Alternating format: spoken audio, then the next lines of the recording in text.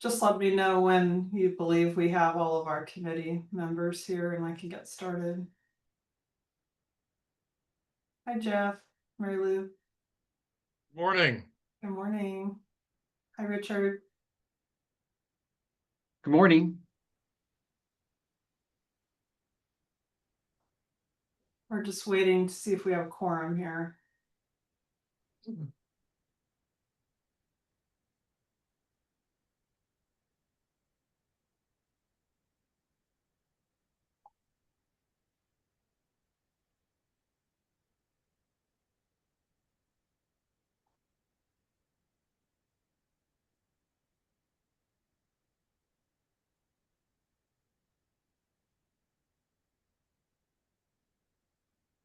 By my count, we only need one more, is that right?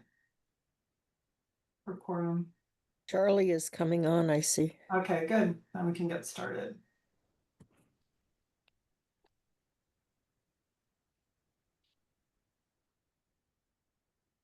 There he is.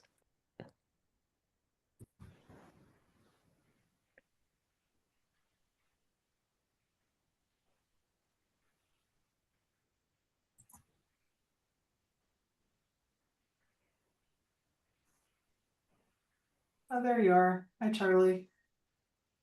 So should we get started? Sure. Okay. Welcome everybody to our regular Finance and Revenue Committee meeting. As you know, we moved our regular meeting to I believe it's the first Tuesday of the month. So that in case we have straw proposals, we'll have them done in time for the board meeting. So with that, let's start with roll call. All right. Cheryl Ramirez. Here. Chunwei Chi. I don't think I'm seeing him yet. He may join late. Mary Lou Henrik. Here. Richard Gibson. Here. Jeff Goodman. Here. John Santa, I know, has said he will be absent. Bethany Stairs. Here. Oh, good. Charlie Swanson. Here. All right. Chair Ramirez, did you want to make a comment about Chris Hogan? Yeah, sure. So we learned that Chris Hogan won't be able to be on this committee anymore and he has resigned. I think at some point we can consider whether we want to recruit any more committee members, but for now we do have quorum with, I think we have now 6 people here, right? We're just missing 2. So we'll move forward. We can address this if you want to, maybe near the end of the meeting. So we'll go into go ahead, Charlie. So I was just wondering, how many committee members do we have now? We have 8. Without Chris? 8? Yes, that's right. And so is 4 quorum or is it 5 quorum? 5. Might be worth trying to get another member then. Yeah. I don't know exactly what the process is. Maybe Mimi, you can tell us. But it's, it's okay with me. I don't think we need like a lot more people, or maybe just one more person. I don't, we can. One more, yeah. We're kind of a small and mighty committee, and we're getting our work done. So, Mimi, what would be the process of recruiting for another committee member? Yeah, I'll have to go review it. I know we just did for it's less challenging than recruiting for a board member. So I'll look into it and get back to you. Okay, sounds good. All right, so we'll review the agenda now. And as usual, we have a packed agenda. You know that our schedule is tight. So Mimi's going to walk us through previous meeting follow-up and any committee board updates. And then we'll hand it over to Echo Northwest. They're going to talk about revenue options. I think they have 3 or 4. Startup costs and reserves discussion, that will be the beginning of that discussion. And I think the goal for today is to react to what they're putting down, provide some guidance, look at their prototypes, and testable ideas on the revenue package. I don't think we'll probably have a straw proposal from today, but we'll start kind of coalescing on the options. Let's see. We'll probably just have a more detailed report for the board meeting this month to let them know, what we're thinking about. Okay. So with that, let's see, then of course we'll do our usual reflections, talk about next meeting topics, and then do we have public comment today? We had one person sign up. Okay, thanks, Isabel. So with that, we'll move to the meeting follow-up, and I'll hand that over to Mimi. Alrighty, I'm going to share my screen here. Okay, so just a follow-up from the previous meeting. As you recall, last meeting we went over sort of the guiding principles, and we asked for if anyone had any input to reach out to staff via email. Haven't received anything as of yet. Next, the sort of white paper that everyone looked at that was produced by Echo Northwest, Key Financial Assumptions for Cross-Committee Alignment. That was shared out actually with all of the committees, and they were very appreciative of that. And then just a couple points on the topic, of expenditure and cost targets. I think one thing that came up was that the committee felt that they should not make assumptions regarding the health of the current uncovered population. In other words, that was sort of unknowable. You couldn't say for sure that whether it'd be more or less healthy without further evaluation. As staff, we will continue to follow the impact of proposed reductions in the funding of Medicaid, and we'll report that out to the committee as it rolls along. Obviously, everything is certainly not known at this point, and things are still in flux. At this juncture, the committee agreed that with the proposed revenue plans, at least moving forward, there's an assumption that there will be some level of federal funding availability. However, also there will be contingency plans will be created. And then lastly, just another addition, just in ensuring that that this plan will need to address the funding of new equipment and structures. There was also a big discussion, obviously, around the tax structure, but that's all going to be gone over with Echo Northwest, so I didn't want to belabor that point.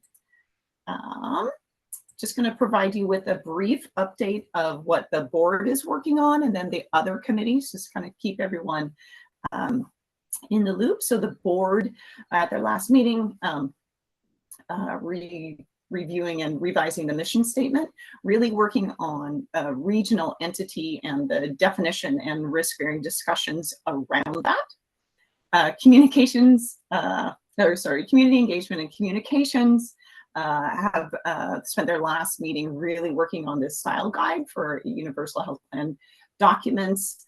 And excitingly, the actual contract is signed with Patty once. We're delighted, and she is working with the committee and also with the board.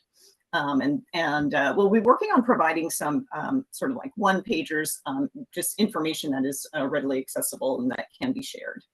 Next, plan design and revenue. Currently, that work, the eligibility straw proposal is in review with legal counsel, and there's a very active provider reimbursement subcommittee looking at those issues. And then lastly, for operations, legal counsel is reviewing the question of a state income tax revenue that it could be avoided being subject to the Oregon surplus refund, aka the kicker. And I just wanted to share with you, which I was able to share with all of our board members, is that this has gone to legal review, and at this juncture, the legal team believes that because in the ORS Chapter 751, which was created from the Senate bill, creates the Universal Health Plan, sets forth the requirements and considerations for the board, and in the verbiage that it essentially that legislation really set up the that the legislature has already contemplated that a trust fund can be separate from the general fund and therefore outside of the kicker. And also there is precedent for this. There are several different trust funds that are separate from the general fund. So in other words, they strongly believe Obviously, this is not pending, it's not binding, excuse me, but they strongly believe that any trust funds that are sent up really will be, those funds will remain outside of the kicker. So I just did that. Yes, A little bit of nice news. very good. Oops, I didn't mean to go on to that. And I think I had one other thing. Sorry about that. Oh, and just an update.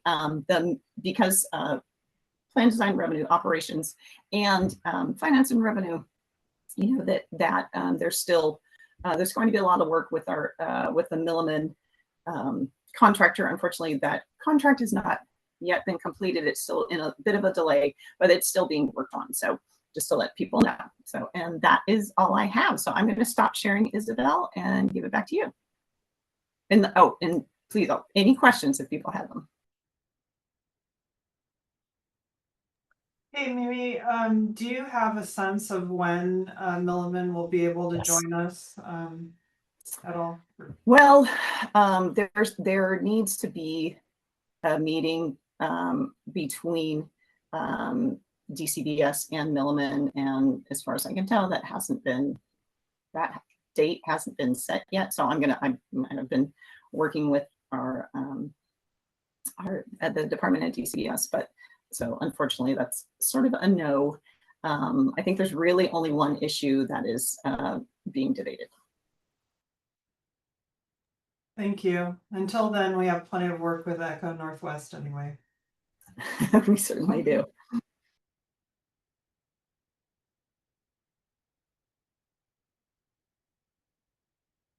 Okay, so are we ready to move to Echo Northwest? No more updates. Thank you. So I'm just going to hand it over to Morgan. He has lots of slides. Thanks, Morgan. Hello, everyone. Good to see everybody again. And sorry we couldn't get these slides out a little earlier than we want with the short turnaround and a couple of holidays. Vacation time is a little tight for us. But again, I think the plan here will be to quickly move through some of this, but I really want to make sure that we give plenty of room for conversation and discussion. Just the level set, I think the goal today is kind of four things. Well, mostly two things. The first one really is to spend some time laying the foundation and seeing how far we can move the ball down the field with respect to revenue options to fund the funding gap.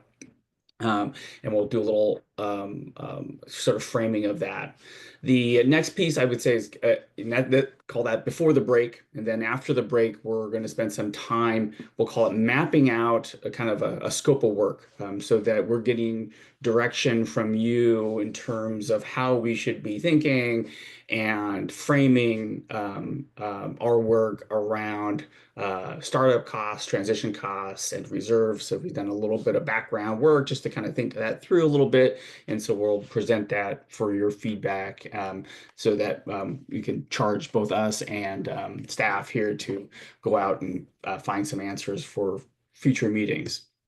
So with that in mind, let's just, oh wait, are you guys seeing, are my slides moving? Yeah, Not moving. they're not moving if you've moved them. Okay, I don't know. Okay. There you go. How's that? Okay, that was weird. Okay, I seem to have had like two versions of my thing being shared. Okay, now we're moving. So just first, I want to make sure we start kind of with the kind of two critical concepts for finance and revenues mandate, right? So the cost target. And so this is really about how much will the universal health plan cost. We have some working estimate of that, in terms of some understanding of the covered population, benefit levels, and administrative efficiencies is kind of the core areas. But we are still kind of working through some additional pieces that you flag. So the first one, right, is the structures and equipment. So making sure we're not double counting a little number of 1.5 billion.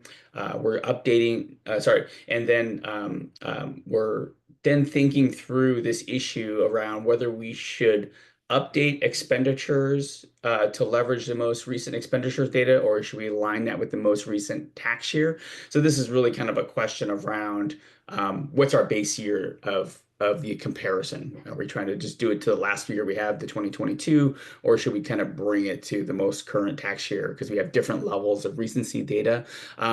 We can talk about that if you guys want. I think there's some credence to kind of simply using the most recent year as our base year and just inflating things, because I don't necessarily think there's kind of a strong sort of reason to tie that together to those years, just because we're making assumptions about the cost growth of the plan as well as sort of the current economy and revenue picture in the state.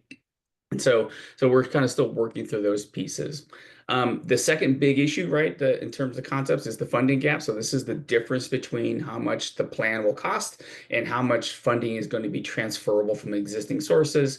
And basically, how do we need to make up new revenue to sort of square those two pieces? Again, big pieces around how benefits will be structured, the take-up level, the transferability of federal Medicare and Medicaid waivers, as well as the administrative efficiencies that drive the cost target above. But then, right, what we're really trying to do here is tackle multiple scenarios to address uncertain Medicaid and Medicare funding under that. So basically, how much revenue will be transferable. I do want to spend a little time, because I think there was a question here, and I want to make sure we don't have confusion, is I think if we start down here at the bottom, I think there is, people read this chart from the Joint Task Force, Joint Task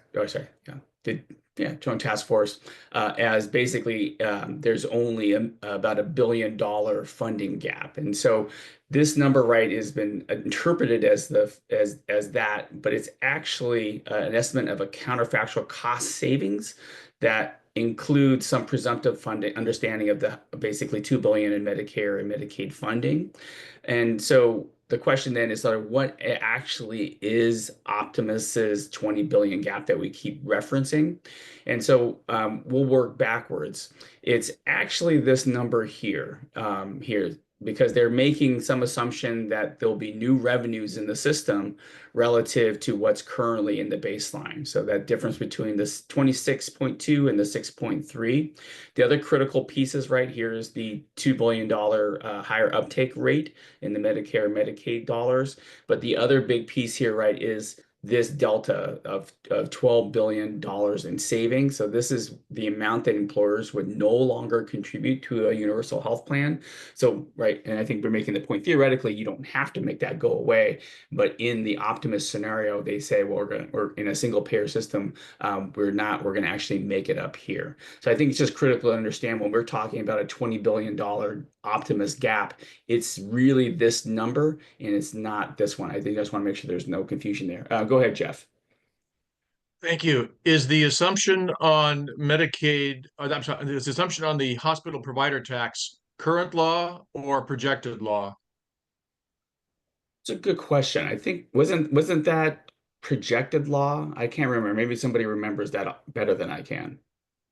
Mimi or Cheryl. Yeah, I'm sorry. I don't know the answer to that. Maybe I Charlie looked at does. Charlie got his hand up. Charlie, do you I know? don't either. I don't know. Yes, it was current. It was current law because this was done a while ago, and there was no talk about changing the provider tax. But where is the provider tax even coming up in this? I don't see it. Yeah. So I think it doesn't matter. It's an irrelevant question at this point for this particular chart. Thanks, Charlie. Okay. All right. So let's just then kind of revisit this chart from last time. You see the Optimus scenario, Charlie's scenario, presumed the federal government would contribute $2 billion less than what Optimus assumed. Our worst case scenarios, right, are really not necessarily, we'll call them scenarios, but think of them as bookends of basically no transferability and no Medicaid savings, just to kind of frame the floor. But then we also potentially have a best case scenario where we do have more Medicaid, or 100% transferability of those dollars, and potentially higher levels of administrative savings that Anya had flagged in some of her research. Go ahead, Charlie. So I would argue that what you're talking about is 89.6 is really 100%, because that's that's saying everything we would currently get is transferable. And the more money, the optimist estimate is we're going to get even more than what we would otherwise get if we didn't do a single payer system. And so I would say the 100% transferable is the 22 billion, and the 20 billion is getting more than from the federal government than we would otherwise get. Okay, no, that's a good distinction. Thanks, Charlie. Yeah. Okay. So when we then think about our funding gap in more totality, right, that 20 billion-ish dollars that we're targeting, think of those as sort of steady costs to sort of operate the plan, but not inclusive of all the potential dollars you may be thinking about. They may be accomplished with the same tools, and we have to think through a financing strategy, but we also want to make sure that we're paying attention to things that we need upfront in terms of placing reserves in place before the year. Oh, sorry. Is that my feedback? I don't know. I'm Oh. not sure. Okay. I don't think it's fine. Okay. Sorry. And then we'll likely have some transition costs, right, that will start before the plan and then stretch into maybe the first year or two of the plan. And then we have steady state costs. Will, who couldn't be here today, also kind of just put together some understanding right here, right? If we were to implement the universal health plan, given our current sort of target, right? The funding gap in fiscal year 2027 might be closer to 25 billion, assuming, a 5% of medical cost growth. But just giving our sense of sort of what a cash flow analysis would look like from sort of T minus 2 years all the way up to T plus 10 from the start of the plan. So we'll be trying to think through the funding gap and these sort of reserve transition costs in a sort of more cash flow basis. Okay, so that brings us current to sort of today's purpose is really to kind of think through a kind of a two-stage process here to fill the funding gap. And the first stage we're saying is like, well, we really need to, and I think taking some of the conversation from last week is think about the tax structure itself and identify revenue generating options and assess the merits on their own. From here, right, we can develop an inventory of kind of potential tax and fee options and really do some performance mapping using the committee's principles. From there, right, we can assemble proposals that we potentially could recommend to the board, right? So these are kind of funding packages that are based on sort of performance trade-offs that you think optimize a number of different principles. And then we can prioritize these scenarios for sort of modeling and analysis. So this is kind of our work over the next, we'll call it, today's meeting, I think, is really kind of one of 3 meetings, right? Where we're doing the core of the funding and financing plan. Okay. So let's just pause a little bit and think through the menu of options that we have identified to date. This might not be the exhaustive list, but it is sort of the things that we have to work with within the state of Oregon's sort of tax structure and the things we've been talking about as potential options. We have the personal income tax, and so we just included a few notes so people have some sort of sense of this. But then to the right is just some understanding of the current revenue being generated by these tools. The personal income tax is the one doing the heavy lifting in the state, but then we have a payroll tax, which is mostly UI benefits.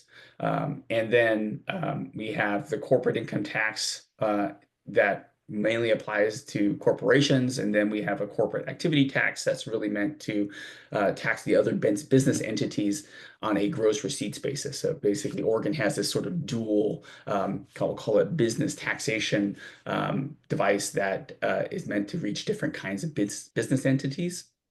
And then the other big one down there that state doesn't currently use, but we've talked about is a sales tax.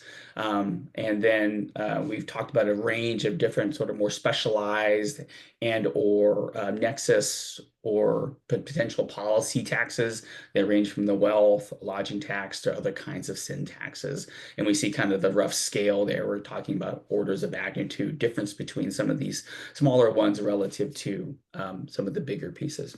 I'll pause here just really quick. I want to just see if there's any comments or discussion on at least the menu. You've mentioned the value added tax. I will just kind of briefly talk about that after that and just get some thoughts on that more independently as a potential option. But at least in terms of this sort of list, any quick comments or discussion? Okay, I'm going to always circle back. So one of the things we can do then is really then think about each of these individual taxes as it relates, it performs to your financial principles of sort of equity, adequacy, stability, administrative simplicity, legal risk, potential political acceptability. This is a sample, but both Will and I just got a little bit, just kind of give kind of a yes, maybe, kind of challenging, kind of screen on these things as an independent piece. And I think the two big ones that you have flagged for us, right, are adequacy, right? We're having to solve for a fairly large funding gap relative to the current revenues that each one of these tools on their own generates. And then equity is a huge important principle. If I was kind of prioritizing them is with respect to progress, rate and payment progressivity. And so the other pieces are also very important in terms of stability, administrative simplicity, right? You actually have to figure out how to make these things work, potential legal risk, and whether or not they're popular with folks. Go ahead, Charlie.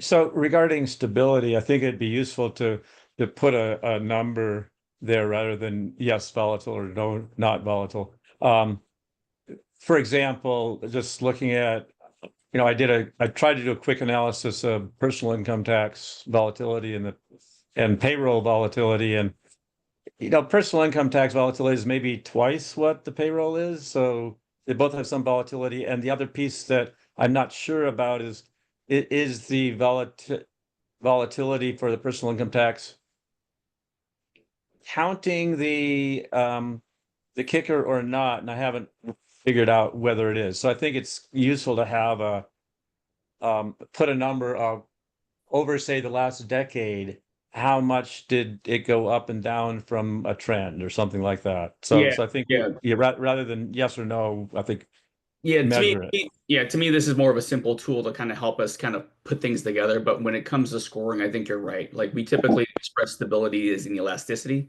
So if the economy is growing at 3%, like what is the tax base? What is the tax growing at in terms of collections, right? So is it one growing at 3%, also growing at 3%, or is it growing at 3% but growing at 1%, or is it growing at 3% and then the economy grows at 3% and then it grows at 5%, right? So do we have with respect to sort of some understanding for every sort of change is what we'll typically express those as. But I think the purpose here is really helpfully to get folks just understanding directionally anyways, relative to each other as we kind of start trying to put this pieces together. We can come back to this in a little bit. So I want to just spend just a brief moment talking about a value-added tax because it's come up a number of times as a potential option. And I would say looking for feedback and direction of whether you would like us to continue to develop this. But just so we can level set, a VAT is a consumption tax levied on the value added at each state of production or distribution. So as a product is built, right, or distributed or sold, the business collects the VAT incrementally through that supply chain. So think of it as basically a business will pay a VAT on the things it's buying, and then it will collect the VAT from folks it is selling into, and it remits the difference to the government. Ultimately, right, at the final sale, consumers bear the cost of the VAT, and that's typically included in the price of it. So it's used pretty extensively globally in the EU, Canada, Most OECD countries rely on the VAT as its sort of major sort of revenue tool. The VAT can sit with things like corporate income taxes, personal income taxes, and other taxes, but there's always a question of sort of like efficiency within the tax code.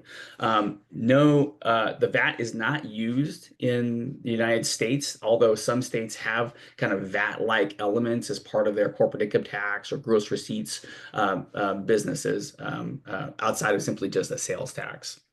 So what are some advantages of a VAT in the context that we're talking about? So we have a very broad base, right? It applies to almost all goods and services that are bought and sold. It's pretty economically efficient in that it doesn't tax income or investment directly, and you're really paying it on the sort of the value add that is being constructed, as opposed to sort of this sort of double counting or pyramiding of taxation that I think that most economists like to stay away from in the tax code. It's hard to evade, can scale, and you can design it in a way that can reduce regressivity by offering exemptions or rebates depending on the sort of nature of your existing tax code. So what might be the challenges of doing this in Oregon? So right now, Oregon doesn't have a sales tax, so that would look like a sales tax to most consumers, and it would be sort of like, think of it as like structurally new, and would require sort of major administrative infrastructure to kind of register, collect, and enforce. You're probably, like any tax, going to have resistance, but maybe a little more resistance here because of the nature of the current corporate income tax and the gross receipt corporate activity tax. There are some regressivity concerns, but I think one of the big challenges, right, is the VAT is so different than everything else that's happening that you do have these sort of federal state structures that coordination and design would be really important as you kind of put those things together. So my sense here for you to think about here is that the VAT can be a viable long-term solution for healthcare funding. Yet one of the big challenges here in talking about the VAT, it's so different than everything that's currently on the table, right? So it would represent kind of a structural shift in the sort of, call it the philosophy and perspective of taxation in the state of Oregon, not simply a marginal adjustment like we were talking about with the other taxes that are already in place. Sales taxes kind of sit in between, but in terms of like a tax that Oregon doesn't have, but wouldn't really require kind of like a larger sort of structural shift in thinking. And unlike the pit, right, you basically have to kind of rethink these sort of interactions. And then one of the big pieces, really think about federal compatibility and these cross-border issues, like in terms of taxation that doesn't exist in Washington or Idaho or other neighboring states. So all to say, I think the VAT adoption viable, but would raise fundamental policy administrative designs that I would say that for you might extend beyond the scope of your current charge or interests or timing. And I think that's the kind of piece, I think, in the end, right, is the juice worth the squeeze. And I'll pause here because I do want to take some guidance from everyone on your thoughts about including the VAT as a potential option. Go ahead, Cheryl. So it sounds like to me, you're recommending that we take this option off the table because it's really too big of a lift. I mean, changing the whole tax structure sounds huge to me, and we certainly don't need a huge obstacle in our way. So that's what I'm hearing from you. Yeah, I mean, I don't want to, I mean, recommendation might be too strong, but if I'm kind of leaning on it, I just want you to be aware that's a big bite to take on the back. What do other committee members think about setting aside this option for now?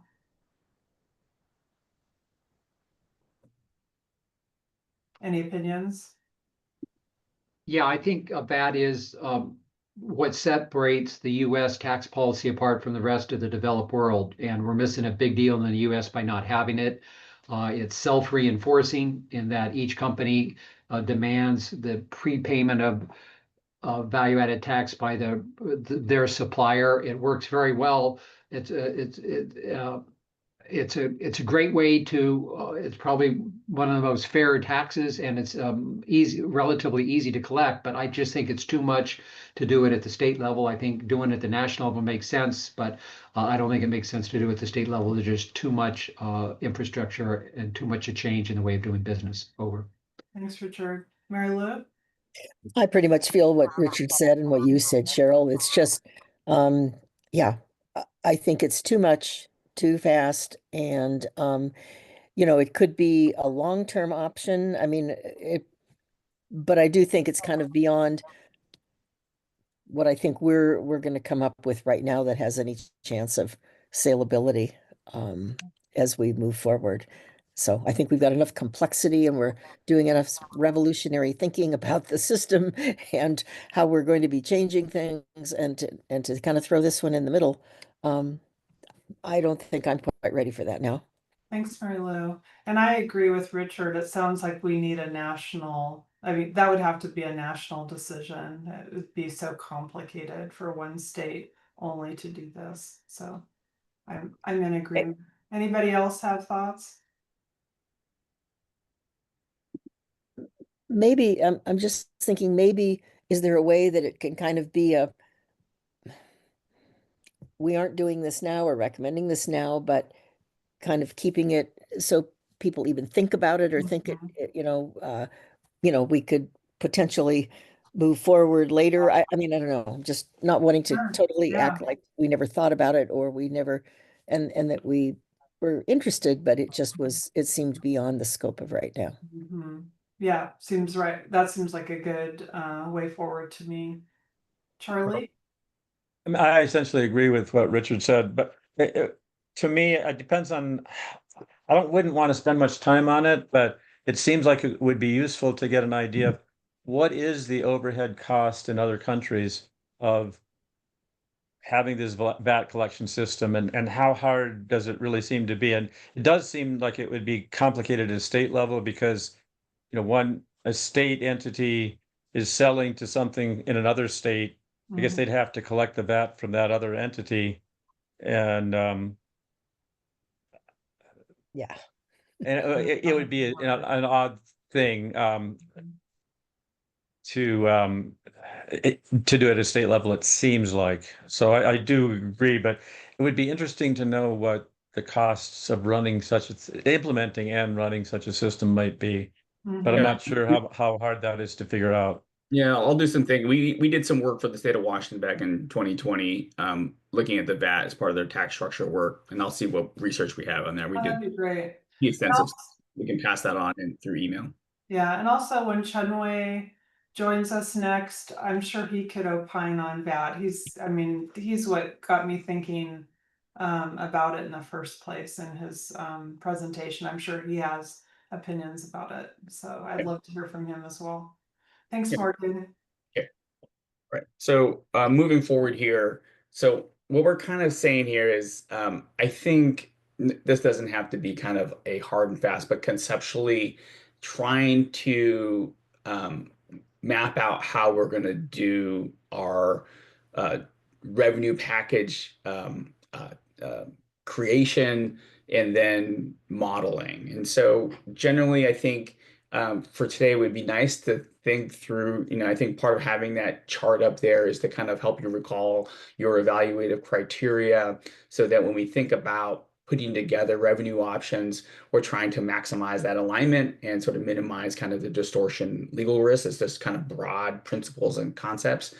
If we can start getting to kind of ideas for revenue package design, I'm calling them prototypes, but basically thinking of them as like ideas, not recommendations. I think is the key distinction here is when you put together these revenue packages, they're not meant to be necessarily things that you would ultimately want to recommend, but they are things you want to understand, right? I think we had this conversation about cost sharing. I know folks are very strongly have a principle that, from the legislation, but also philosophically trying to minimize, if not rely on cost sharing, but we need to kind of have some conversation of sort of putting those things in so we understand that just why we believe that case, help make the case like why we believe that might not be the best option. And once we do that, I think the next step would be to do some qualitative, quasi-quantitative vetting, right? Could we raise the revenue? Could we understand some of the distributions, things, right? Basically, who's paying, stability, red flags. We're going to spend a little time. Charlie has put together an amazing little tool. I hope folks had time to play with that a little bit, but we're going to bring that up here in a little bit because that helps us understand these pieces. And then I think the final step that we're tasked with is really to dig into questions of yield, distribution amongst household businesses and payers, so we understand those effects going forward. Okay, so a couple of words I think that might help ground us here is that we're going to have to combine core and complementary sources of revenue, mostly because the scale of the funding need is so large that it's not going to be very difficult to fill that by any single tax base at a reasonable sort of rate and base. And then part of sort of a viable package might be blending kind of what I'm going to call major food groups, those big taxes with big bases that and with sort of what we'll call side dishes, right? So these are kind of more targeted or sort of nexus tools that you have identified that can balance out equity, adequacy, and feasibility aspects. So the major food groups, or think of as our core funding tools, right? These are taxes that offer large revenue potential because of their broad coverage, the PIT, payroll tax, sales, potentially VAT, corporate activity or income taxes, as well as any individual premium or progressive cost sharing fees that you might want to employ.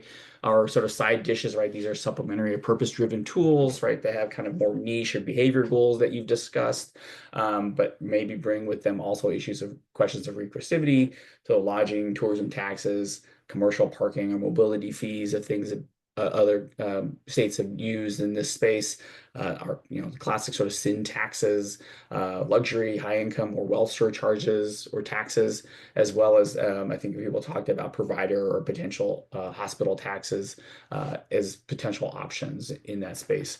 So our design strategy, I think, is to use the major tools to really get us aligned around the committee's key principles, I'd say, in terms of adequacy, equity, stability, and then pair those with complementary tools that support your specific policy goal, perhaps, and then to balance out to kind of questions that may reduce volatility or avoid regressivity or ensure political viability, whatever proposal you're thinking through.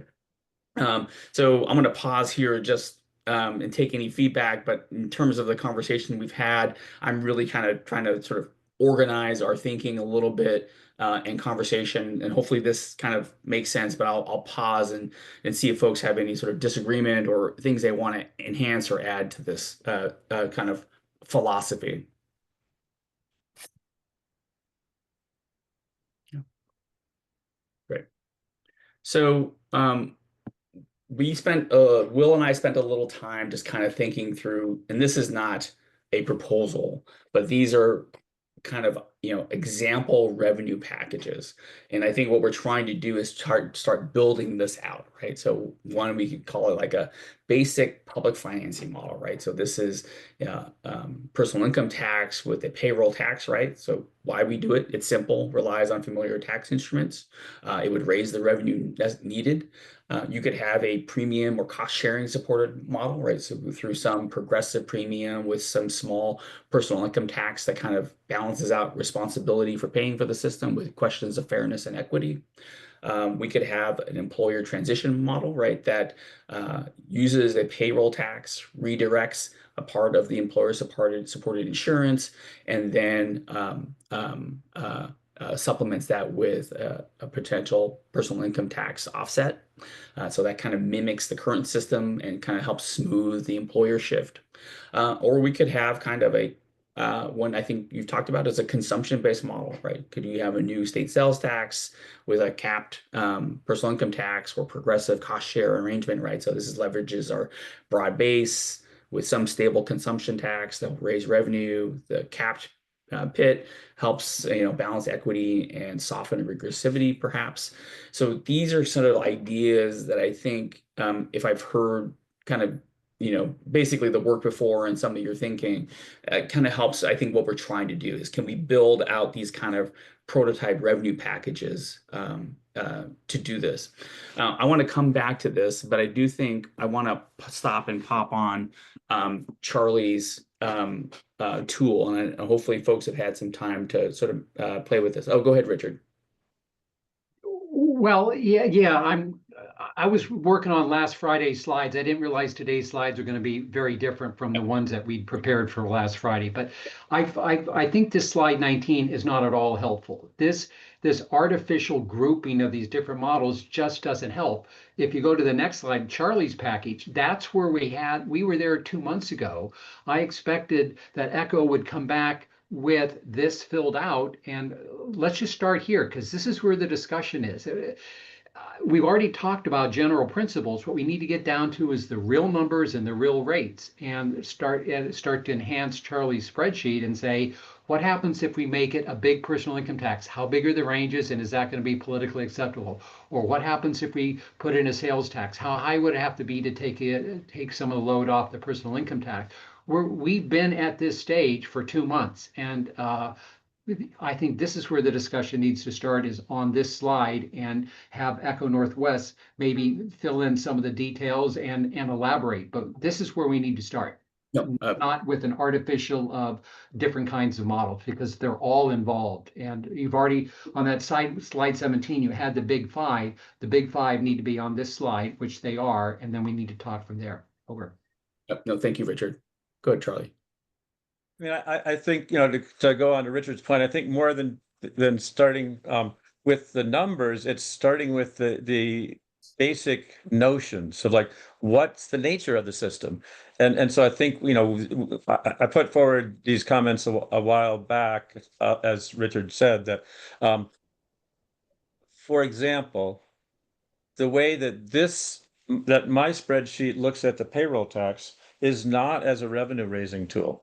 Basically, the revenue is raised by the income tax, and that the reason for that is that the payroll is a form of income, and if you double tax that, you're double taxing wage income, which is, I don't think, what we want to do. So one of the basic things that's in this spreadsheet is that a basic assumption is that the revenue raised by the payroll tax is credited as a tax credit for each individual on their personal income taxes. And so that's a question. Is that what we want to do? So that's one of the fundamental questions I think we want to talk about. And if not, then the spreadsheet needs to be changed. But if that's the case, if we want to do that, which I think we kind of do, my personal opinion is we want to do that for equity, but it's not something we've talked about yet, and we need to discuss that. Now would be a great time to discuss that particular issue. I think that's great, actually. Agreed. One of the things I definitely give it a reason we wanted to pivot to this, because your spreadsheet embeds a lot of really important sort of tax principles. And so I think that was one of the big ones we wanted to talk about. And so this is, I think, the question of, like, where's the first incidence and where's the final incidence of taxation? And so the question with, do you do it through the PIT or do you do it through the payroll, right, is really important, because I mean, there are some questions around who's really bearing the cost, but let's just assume in the payroll tax, that is income otherwise would go to employment, and that's not a bad assumption. So I want to get people's feedback on Charlie's question, because I think that is a big sort of like fork in the road in terms of which, when I think, and the reason I think about this is it kind of embeds these ideas, like which way in the fork do you want to travel? PIT, payroll tax, split it, right? Those are kind of different ways to do it, or simply tax consumption. And so when we think about sort of what Charlie's put forward here, I'm curious for people's feedback on that specific question. I 100% agree with Charlie that the payroll tax is a credit against the personal income tax. It still means that employers are paying a lot for it, and we get the federal tax deduction.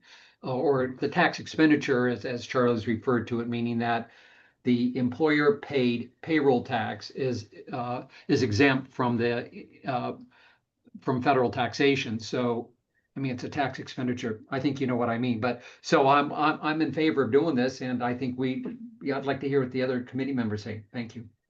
Just in terms of nomenclature, tax expenditures is spending through the code, which I think tax advantaged for corporations. So that, yeah, there we go. Thank you. Mary, Cheryl, yeah.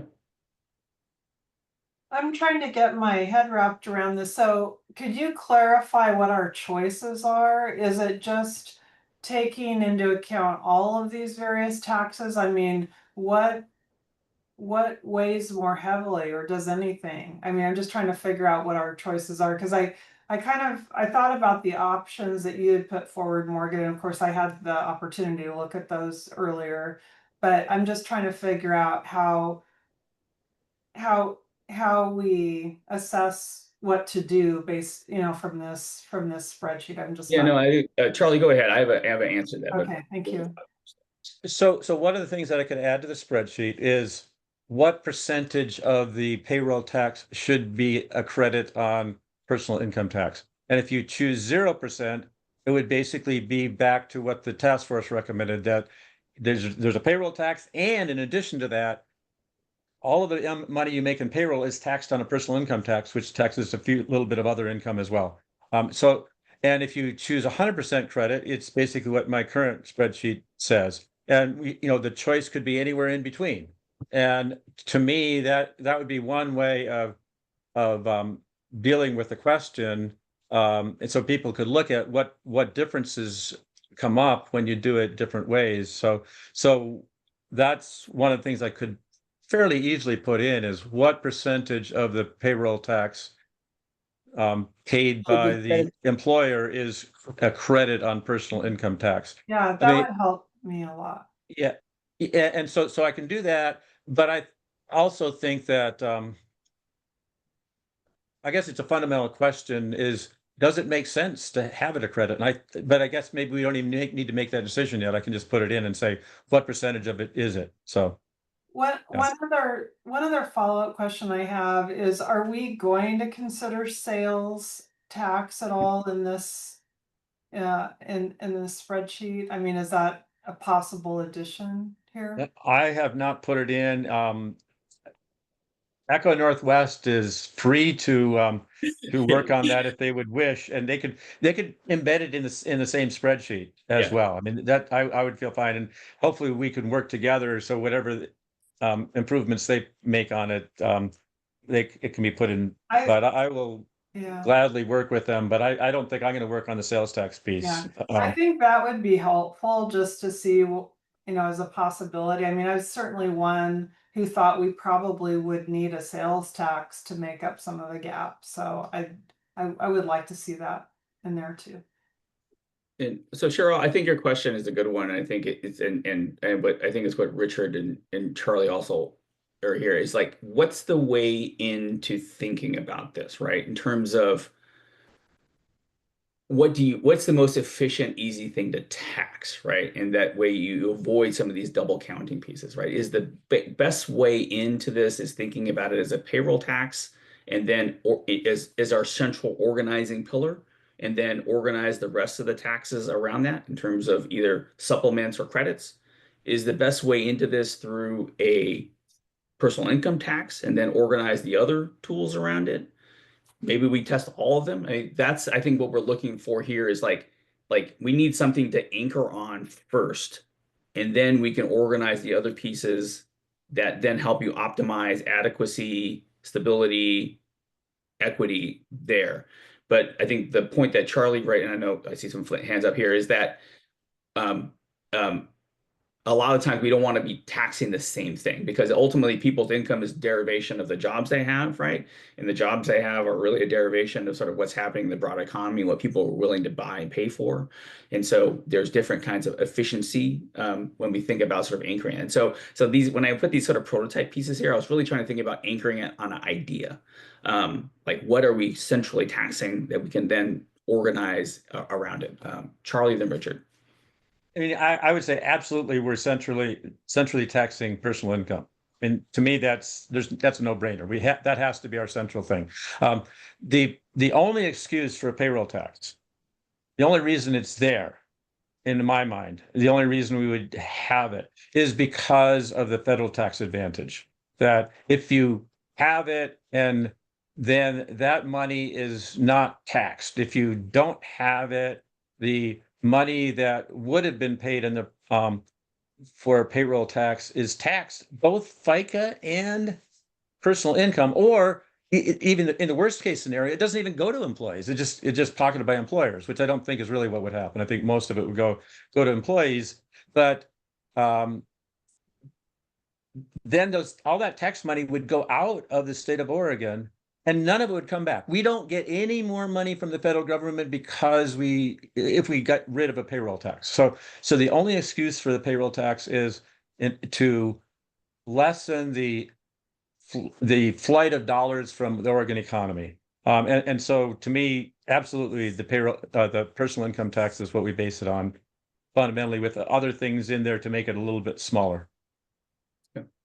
Thank you, Charlie. Richard? I agree with Charlie. I think, though, in addition to recovering the federal money that he mentioned, I think the other reason that we have to have the payroll tax is because right now the biggest single shift in the way we're paying for current health care and the way we're funding under the proposed universal health plan is the employer contribution. And by the payroll tax, you get the employers back in the game. Now, it's not dollar for dollar. We can adjust. John Santis said make it 60% of what they're currently spending on employee-sponsored health insurance, but that needs to be in that spreadsheet, and we can dial that back in, as Charlie said, so that we can get the right balance. But I think a really big thing is that we got to recover what the employers are contributing to healthcare, because that's a big thing that's missing right now in the universal health plan. The second thing is I think we should hear from every committee member on the idea of doing the payroll tax as a credit against personal income tax. Charlie and I are both in favor of that, but I think this is one we really need to go around the horn and hear from everybody on that to see how we're doing on that one, because it's an important concept. Over. Go ahead, Anya. Hi. Can you hear me? I can't tell whether I Yes, can't we can hear see. Okay, great. Another thing to note on the payroll tax is just if you look at states that have tried to develop these kinds of plans in the past, they tend to lean towards payroll tax, in part for the reason that Richard just mentioned, which is it kind of best mimics the current employer-based contribution, and two, it's nothing's ERISA proof, but it's more ERISA proof than a lot of other potential sources that have a nexus with employers. So just wanted to note that for you. Yeah. Thanks. Mary Lou? I basically agree with both Charlie and Richard. The idea of, trying to keep as much money back in Oregon as we can.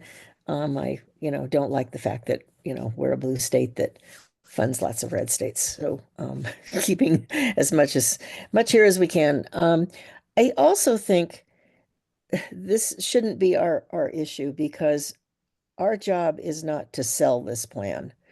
Our job is to come up with the best plan we can.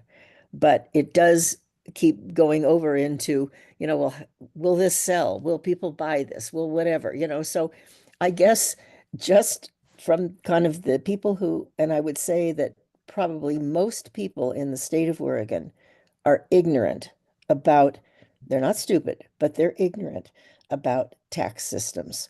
And all they know is when they sit down in April or whenever they sit down and try to get figured out how to fill out this form and what kind of money do they either get back or do they have to pay.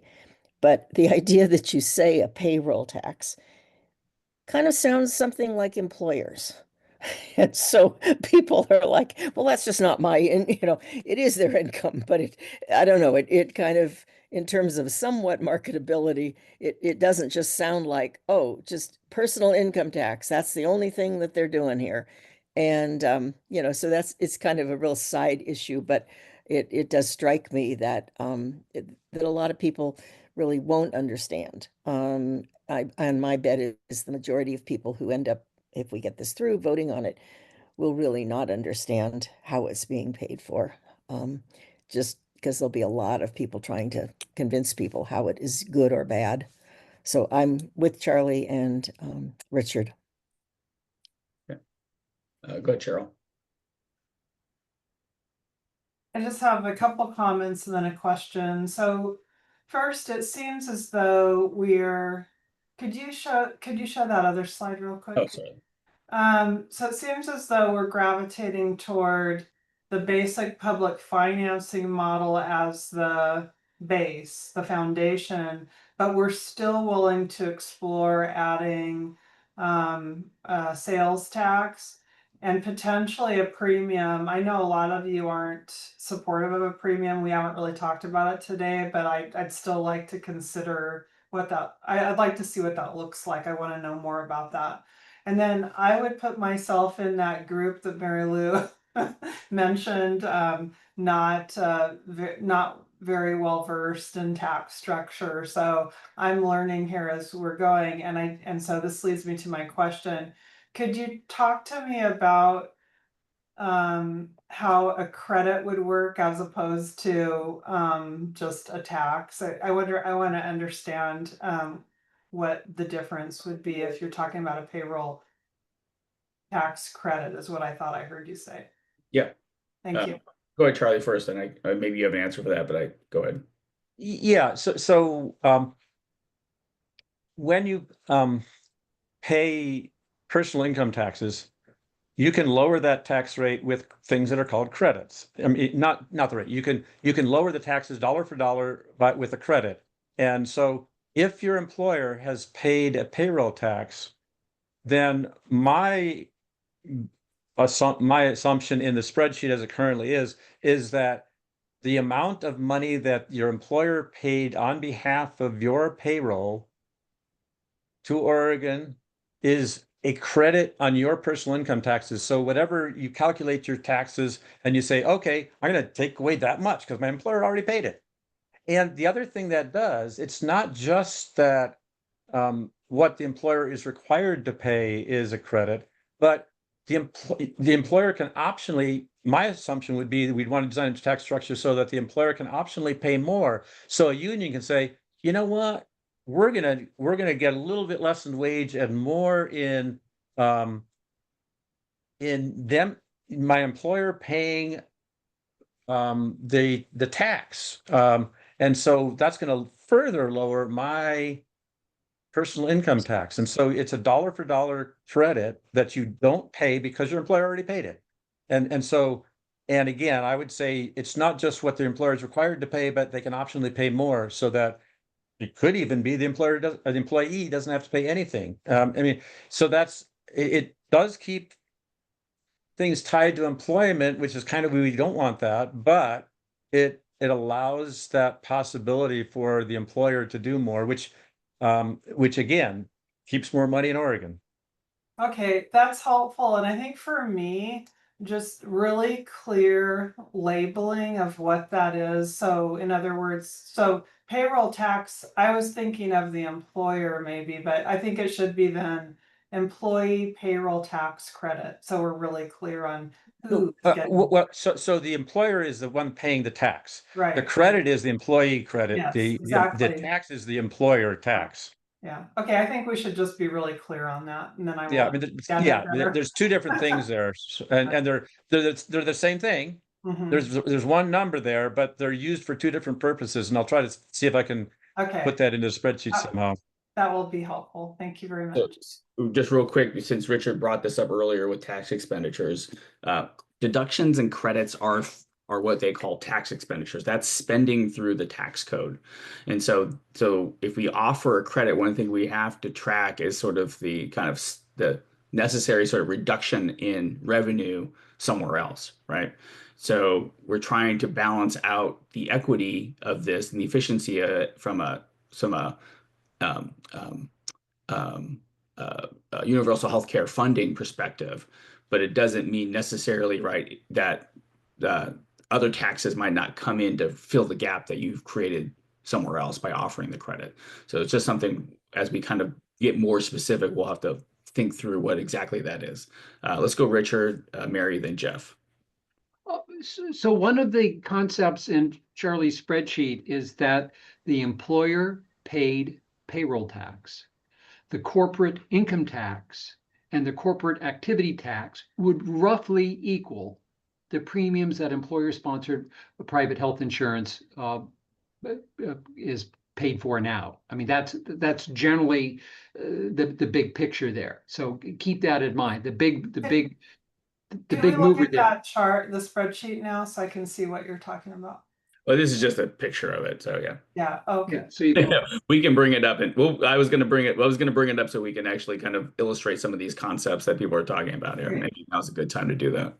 So, but the second thing is we need to go the spreadsheet is not just about the numbers, but it brings up so many philosophical discussions that Charlie has pointed out, particularly the idea of the payroll tax being a credit against a personal income tax. But I do really think, I mean, I really do think we need to hear from each committee member on this before we go on to the next one, because there's more to talk about in terms of caps on how much high income earners pay towards healthcare and that sort of thing. But I do think we need to hear from other committee members on this idea of offsetting the income tax with the payroll tax. Over. Yeah, no, I'm going to flag that, Richard. Come back to it for everybody. Go ahead, Mary. Well, I think that the one thing that I keep thinking about is that some employers are paying for premiums for their employees, paying fully or partially. But there are a lot of employers who aren't.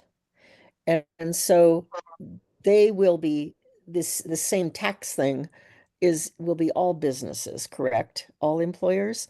So we'll be getting we'll be hearing from the employers who currently feel they can't afford to pay for premiums for their employees, that now all of a sudden, are they going to go out of business because they are going to have to pay this tax?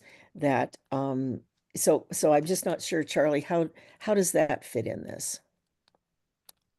I guess I can answer that. So the spreadsheet includes the ability to tailor I think it includes this, I have to look at it again, the ability to tailor the employer payroll tax a little bit. And so among the things you can do is choose how much of the payroll is exempt from taxation. So the first X amount of dollars of payroll is exempt from taxation.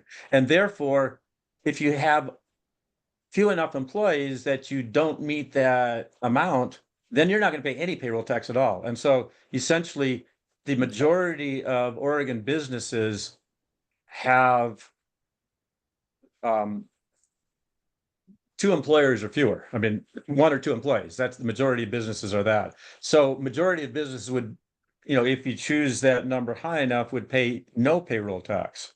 But that's a choice that can be put into here, and that's a choice that we would make, is how you design the payroll tax itself. And so my choice has always been to essentially have marginal rates based on the number of or the dollar amounts rather than the number of employees, because then you don't have any fiscal cliffs. So you just have marginal rates based upon the total payroll. And so most companies, we could choose an amount, so most companies would not pay anything. But again, that's not most employees. It's most companies, because the vast majority of employees are employed by large companies, but the vast majority of companies themselves are 1 or 2 employees. Yeah, thank you.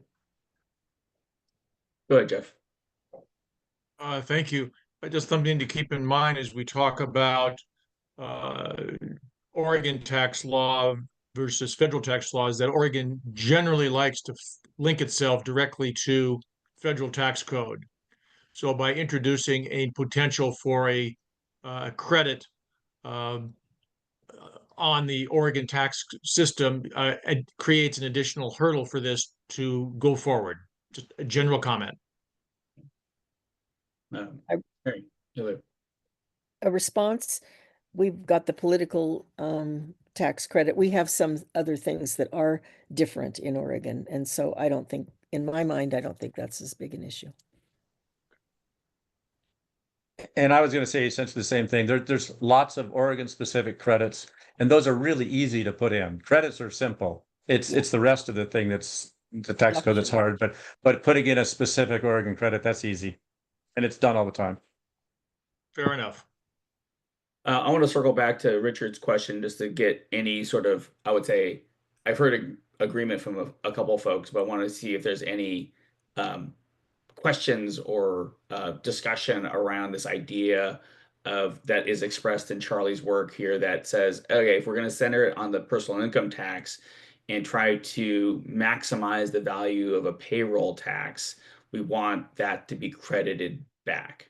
So think of it as basically, how is this thing funded? It's funded through the personal income tax, but we're trying then to keep employers in the game for those reasons that you guys have talked about, but we don't want to double tax that income. So we want to offer a credit back, and then we help achieve some of our equity concerns as well by lowering the effective tax rate on potentially lower, or well, on all employers, but you could actually even do it more so if you wanted to sort of graduate that. But any, I guess, discussion, or I would say maybe not alignment with kind of what Charlie and Richard have talked about that we want to talk about. I would just say it makes sense to me. I don't have any discussion, but I agree with moving in that direction.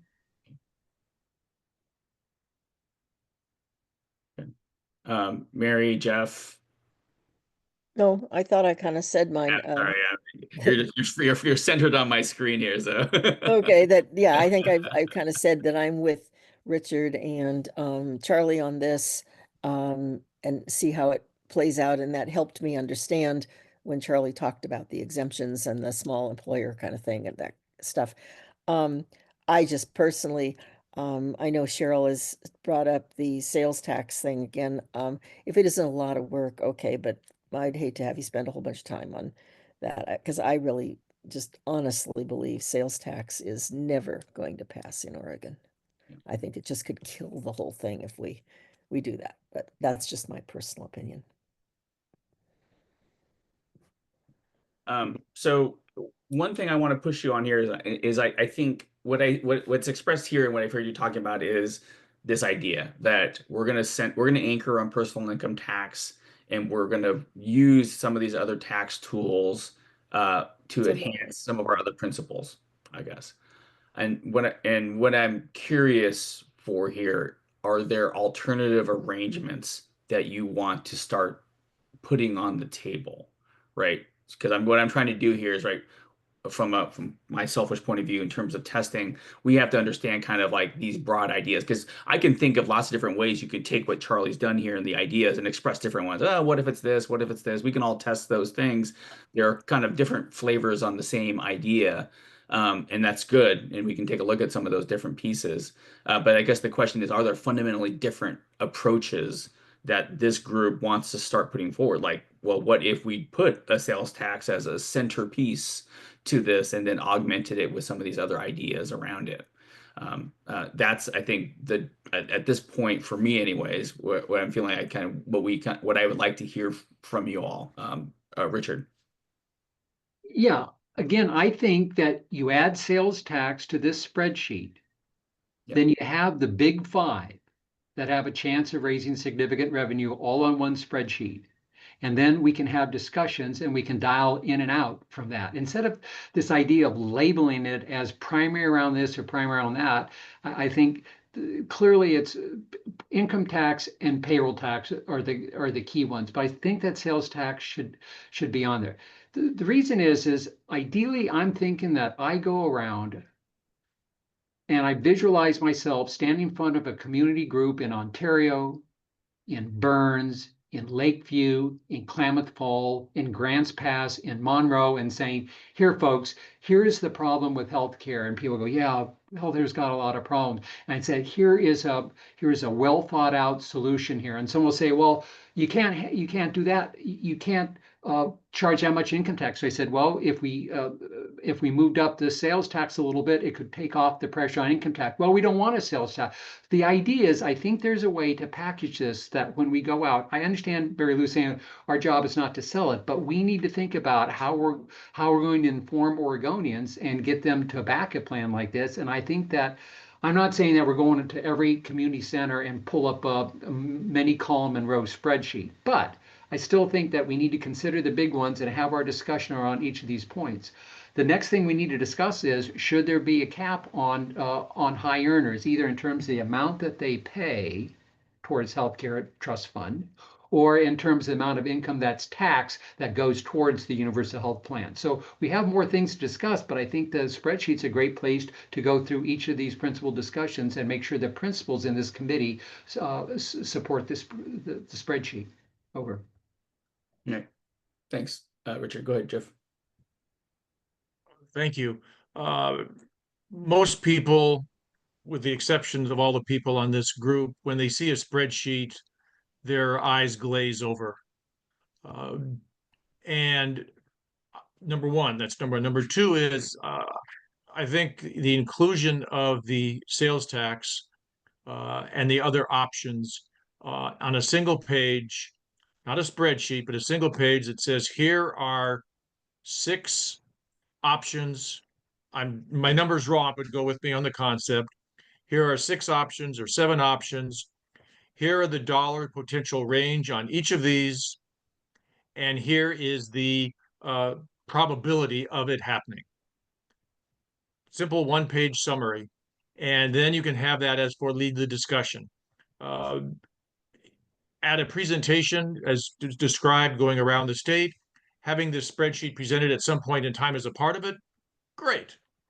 But for both going around and for our own internal purposes, a one-page summary, very simple, understanding there's lots of complexity behind it, will help us go forward. Thank you. No, thank you, Jeff. Go ahead, Mimi. Thanks.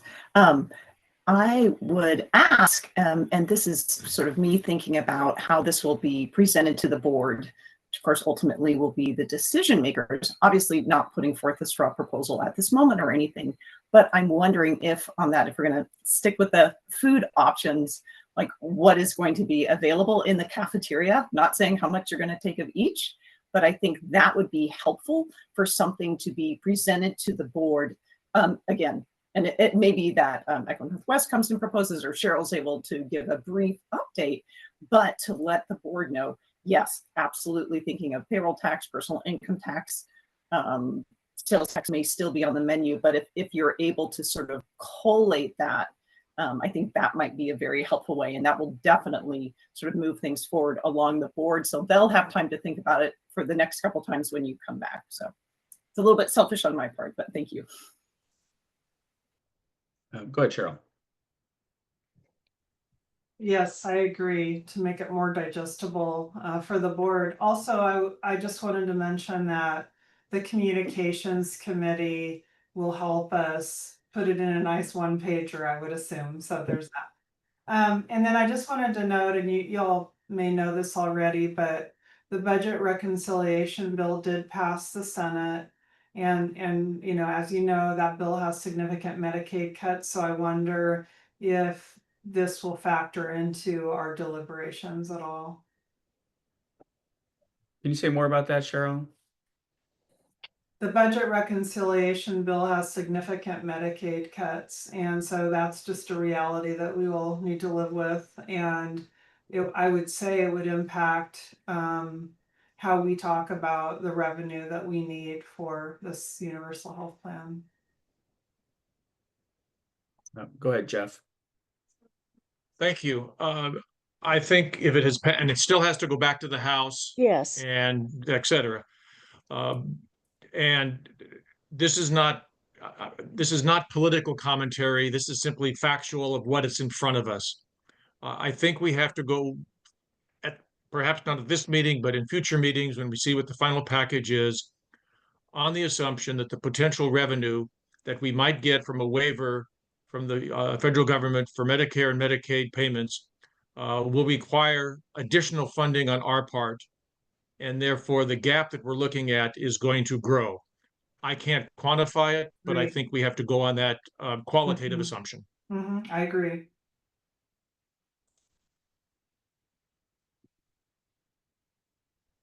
Go ahead, Charlie. I mean, I guess I essentially agree. I think that there's no point in trying to make estimates of what that amount of revenue loss will be at this point. I would assume at some point OHA is going to be making estimates of that for Medicaid. I don't really, I haven't seen any estimates that there will be Medicare cuts, but I may be wrong on that. But I think there's no point in us trying to make estimates. We'll wait for OHA to make estimates, and maybe CMS will make estimates of Medicare cuts. So I think we wait on that. I apologize for jumping ahead. There was an article in both the Oregonian and I think the Lund Report a few weeks ago talking about the potential impact to Oregon, and I think the number they were talking about was somewhere between 700 million and $1 billion. Okay.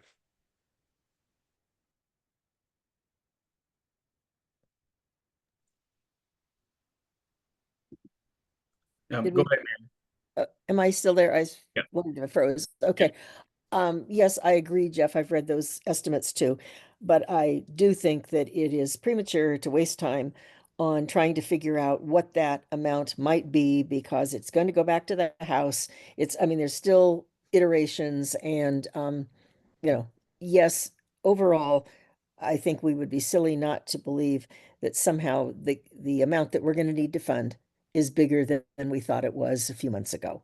But what that is and what that means, remain to be seen. And I just don't think we can make that estimate at this point. And I think it's kind of a waste of time when I hear all kinds of people making their best guesses of how it looks today and how it looks tomorrow. And with the current administration, who knows what it'll look like. And I whether agree. anyway, that's all.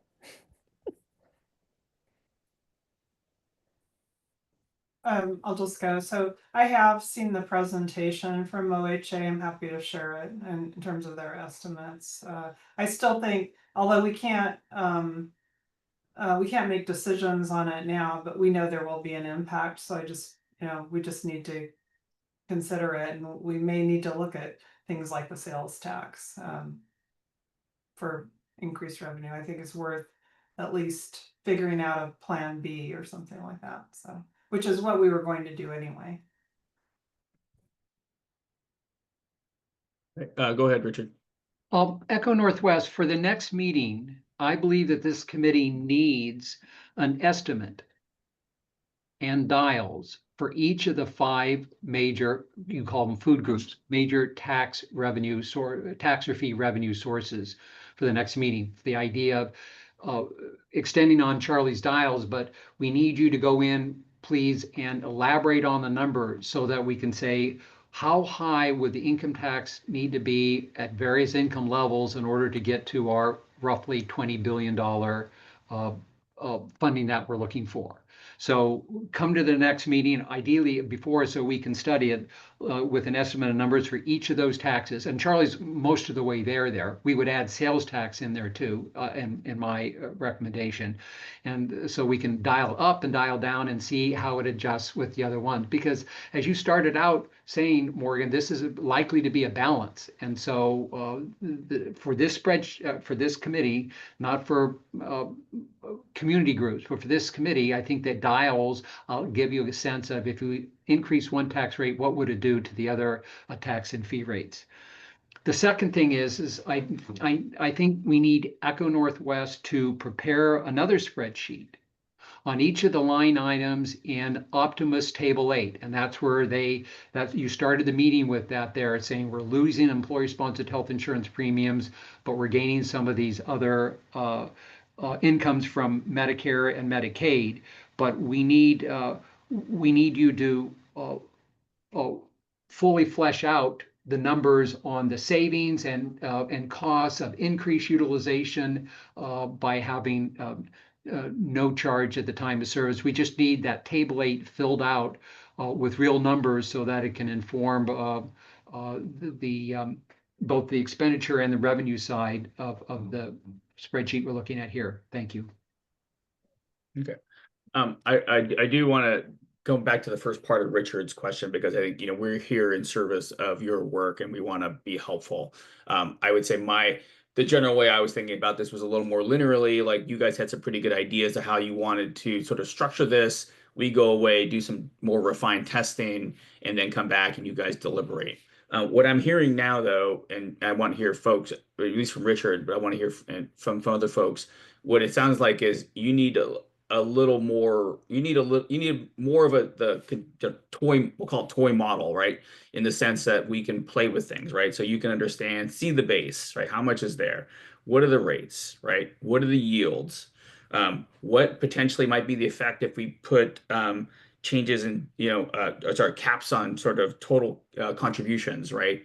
And then you need some kind of relative incidence calibration, right? What are you paying now? What might you be paying and this other thing? So we understand sort of rough changes, because those are the things that you're trying to organize. Mhm. And from that, you can kind of say, great, we're going to, even Charlie's idea, like, well, the PIT is always working in combination with the payroll tax, but maybe we could turn that off, right? What if it's not?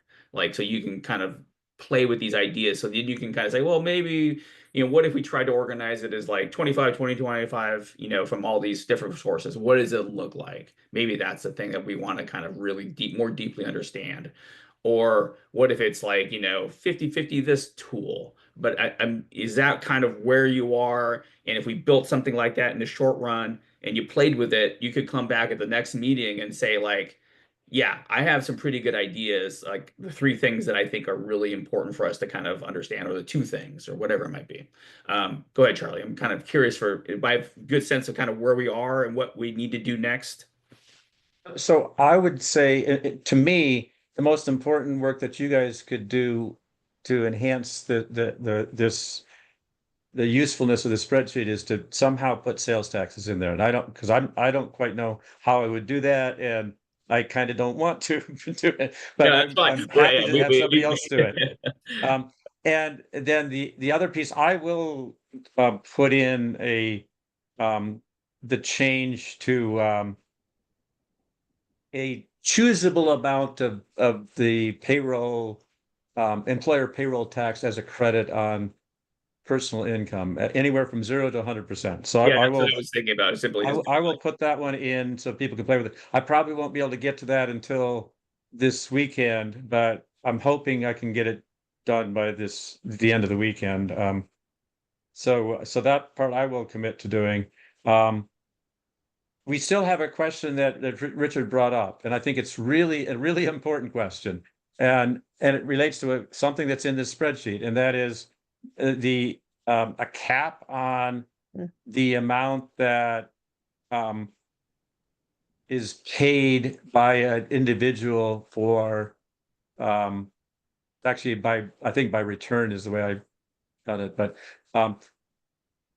on personal income. So and you can do it either a hard cap, so there's no tax once you reach this amount of personal income tax, you're not going to ever pay anymore. Or you could do a soft cap where it goes up, but the marginal rate is lower at some point. And I think that's something we want to talk about. Do we even want to do that? Now, it's the possibilities in the spreadsheet, essentially by saying the top marginal rate can go anywhere from 0% to the same rate as it was for lower income levels. And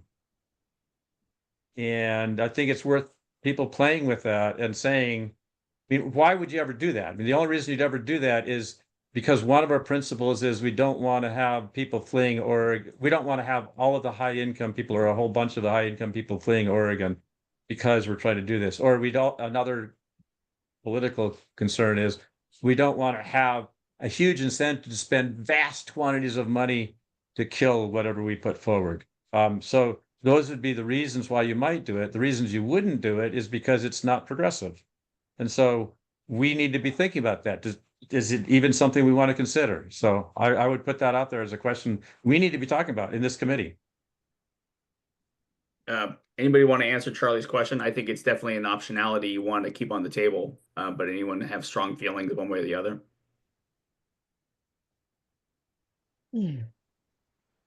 I think there's a general concept that people of higher income should pay a greater percentage of their income to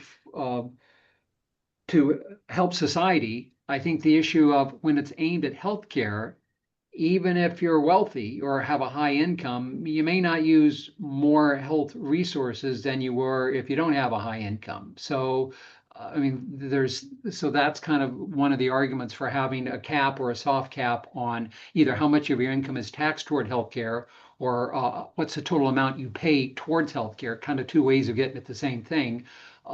So I think it's interesting to discuss that philosophically. So I'm still not sure why. I think some sort of cap is required. I don't know what the numbers would be. I want to see it in a spreadsheet. Thank you. Mary I think I agree there with Richard, that the higher income earners, in my mind, it's kind of like Social Security, that if we took the cap off that, we wouldn't be having any of these discussions about the fact that the fund, can't make it for forever. And why they've capped it at that, I think should be taken away. So I'm generally not in favor of capping high income earners, because the fact is, I believe they have a bigger responsibility to society. But I know that's not an accepted belief by a lot of people. So, I go back and forth, and I've thought about this a bit. And I guess at some level, and I've heard the number that we have, I don't know who told me this, 25,000 people in Oregon who have more than $500,000 personal income. And is that, I can't remember whether I heard that from Charlie or who I heard that from, but Yeah. anyway, that, so there's 25,000 people out there out of 4.1 million people. So anyway, I don't know exactly what I think. I've thought about it, and it's a difficult question. I guess I would be okay if it's really pretty high up where it kicks in. Thanks, Mary Lou. Cheryl. I'm kind of where Mary Lou is, and maybe leaning toward the no cap just based on the decision today, honestly. So I just can't think about this without considering that bill that just got passed. Morgan, I think the perspective there is important. I don't necessarily think you need a decision today, but I think we could look at options with and without, or varying levels of caps. Yeah. So you can see. Morgan, I would just defer to you as to when the best time is to take a break. I mean, technically our agenda says we're supposed to take a break now. I would say let's finish up this conversation. Sure. So you just tell us when. I think our second half can be a little shorter, but maybe in the next 10 minutes we'll try to wrap here. Okay. Go, Charlie. Oh, Charlie, are you frozen?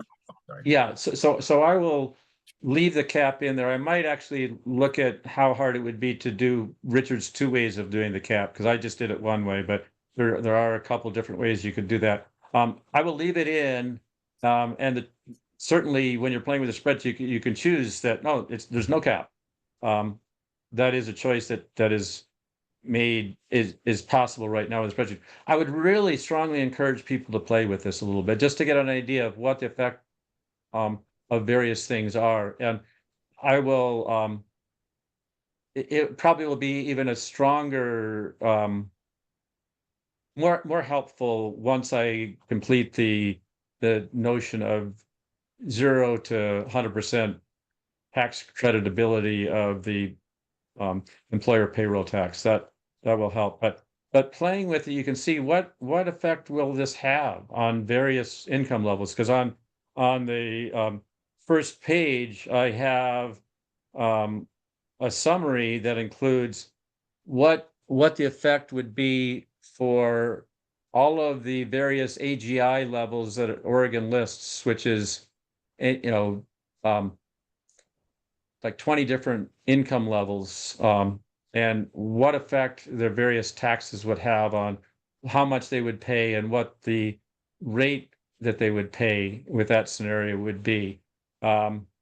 So it can be helpful, I think, if everybody plays with it enough to be familiar with some of the possibilities.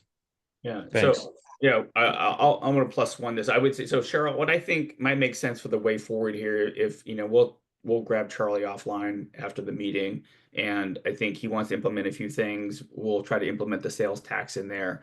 And I think maybe we can just try to do maybe some quick just UI cleanup to separate out some of the inputs and outputs. So some of the maybe less Excel facile folks can kind of make it easier to play with, because I agree with Charlie and Richard.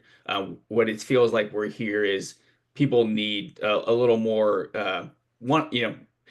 nobody's like just thought about this so deeply, understands the general effects that they can kind of just say like, yeah, option 1 should be like this, option 2 should be like this, option 3. What I'm hearing here is like you gotta want to mess around with it and pay, and so that you can kind of see when you move the dials around, it changes some of these pieces, so then you can kind of say, yeah, this seems like a viable thing that we want to understand and test more, and this is another thing. Because I think if we do that offline between now and our August meeting, it feels like and everybody's, maybe there'll be a little homework, Cheryl, for a certain date for people to kind of like put together a few ideas and send it to Mimi and yourself, and we can use that as the basis to sort of coalesce and have a conversation at our August meeting. I'm just kind of doing some on the fly sort of thinking, but Yeah, that all sounds reasonable to me. Yeah, give us some homework. yeah. Mimi, then Richard. Yeah, hey, thanks. So just before you guys go to the break, Morgan, I'm wondering if you wouldn't mind going back to one of your very original slides that shows all the different types of revenue and sort of the different qualities of them, and literally go down the list. And people can sort of yay or nay or however you want to do it. I think there's a consensus. I just want to make it sure that it's very clear. Thanks so much.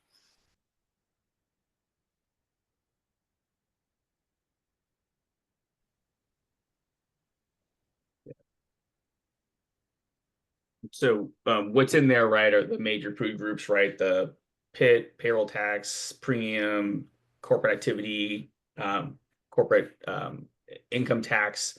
We're going to add the sales tax. Right now, we don't have any of these sort of smaller pieces, but maybe we can take a look at that. Wealth tax might be the hardest one to kind of model without sort of, from a toy perspective with the data. But I imagine we can probably get good enough information on those other pieces where we can include them, so you can kind of you can add that to the list. If folks are good with that, we'll try to quickly get that together and insert it in here. So I guess anything missing, I'll go back to Mimi's question, anything missing that we also want to put into the toy model so you can have some ability to play with. Corporate income tax. Yeah, sorry, I realized we didn't put that on this list, but yeah, that's on there. Jeff?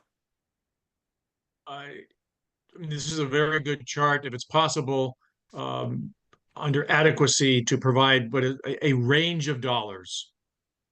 Yep. I think in the toy model, we'll supplement that with maybe some basic detail, like in a README, so you can kind of see all those pieces when you kind of play with it, so you understand today.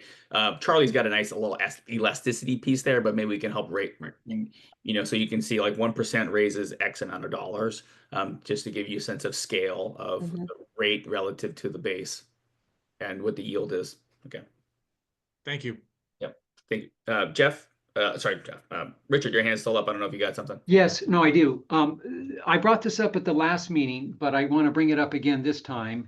On the spreadsheet, we need to add another section for household contribution to employer-sponsored health insurance, because it's really, really big. And so if you look on there, it says, oh my gosh, I'm going to pay tens of thousands more of income tax, while you're also going to avoid roughly $4 or $5 or $6 or $7 or $8,000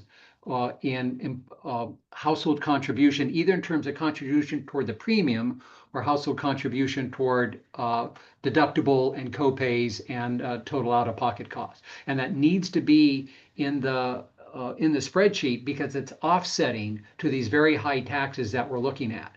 And then I really like the idea of taking that spreadsheet, which is kind of the operating bones behind this. I'm mixing metaphors now, but it's the operating mechanism behind this committee, and then reducing it to a one-page spreadsheet. Oh, gosh, I can't get spreadsheet on a one-pager, like Jeff has said, of saying here's the expenses in Oregon and here's where the money's coming from, and that in that household out of pocket we can say, and this goes to zero, and that offsets the higher taxes that we have, so we get a net effect on households. Thank you. Charlie?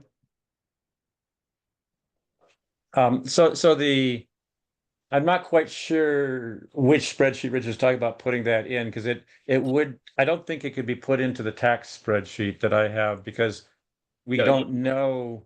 I think it's where a standalone one pager, I think is what. The one pager. Okay, that makes sense. Yeah. And so the adequacy, besides, I think it was Jeff that or said, put a range of values for the adequacy.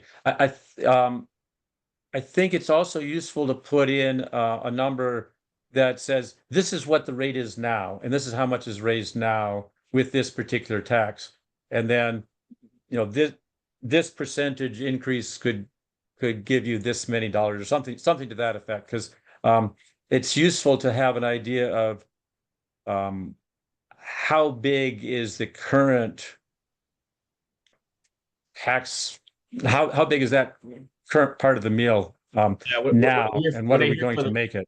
Yeah, what I hear from the one pager would be helpful is like, what's the base? Like, how much spending is getting taxed?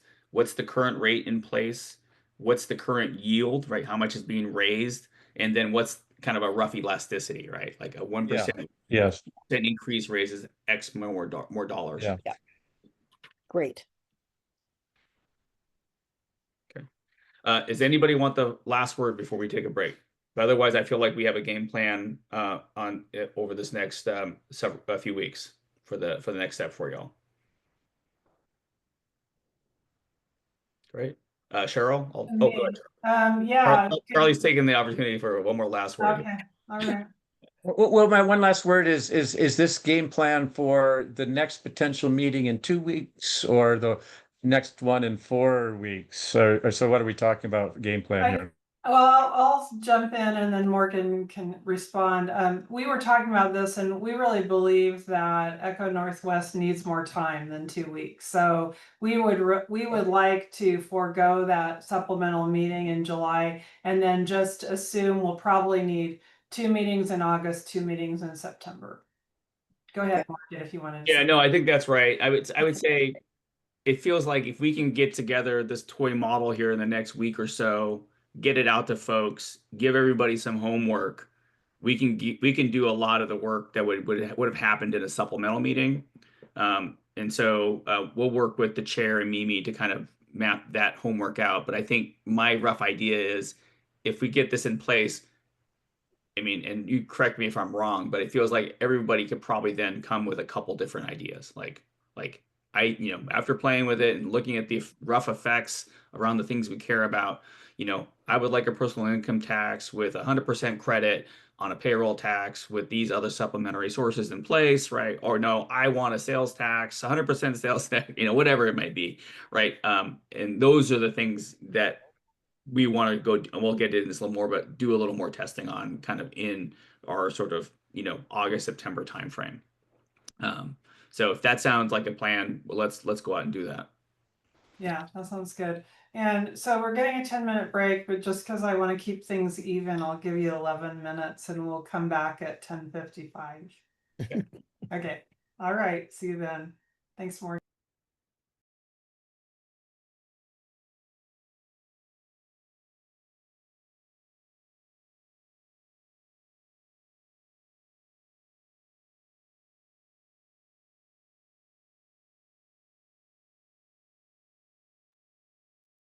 Everyone, we're back.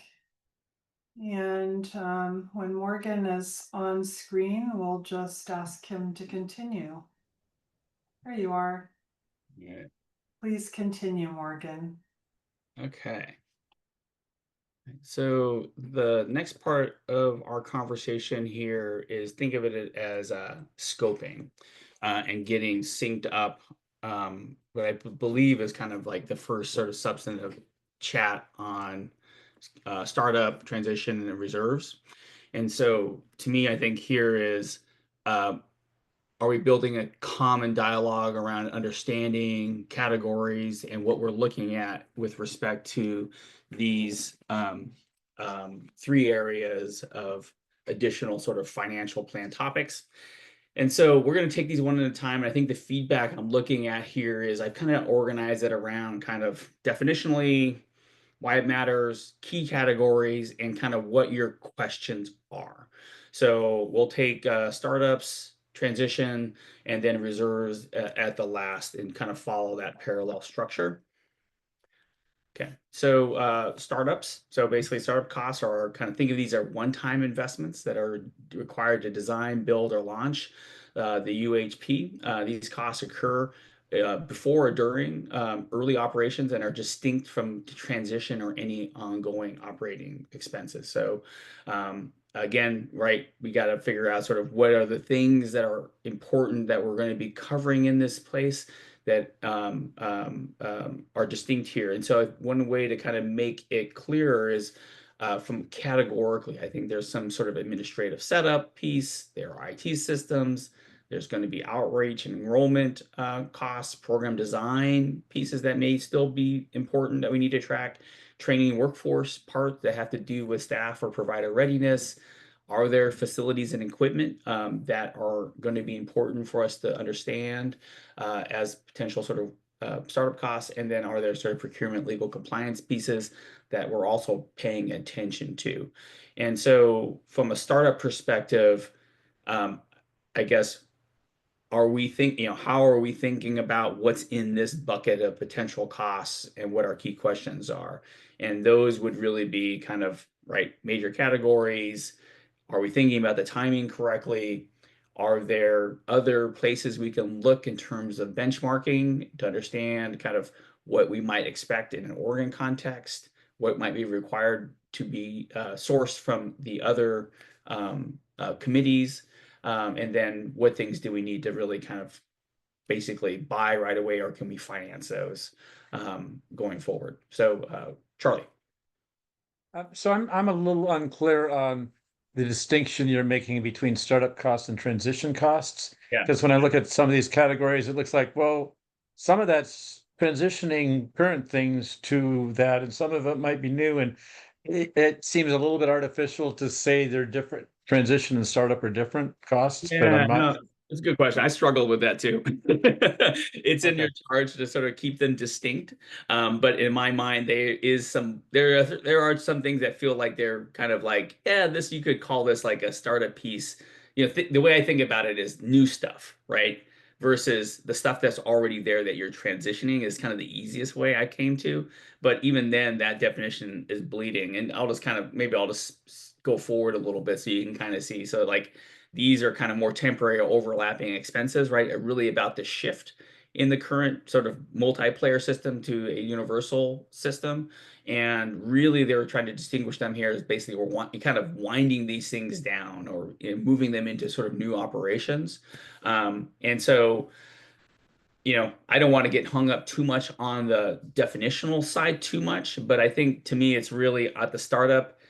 To me, I think it would be like, are there just those things that feel like they're just so distinct here that they're a lot different than just taking kind of what we currently have and moving it to this, right? So I think that's the big principle that I split it on.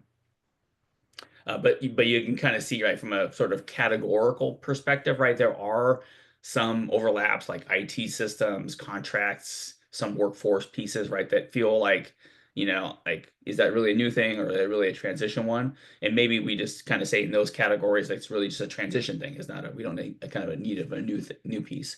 But I think what I'm trying to do is just trying to map this out a little bit as we kind of think about sort of, well, we got to put some figure out a way to put some figures and numbers to these.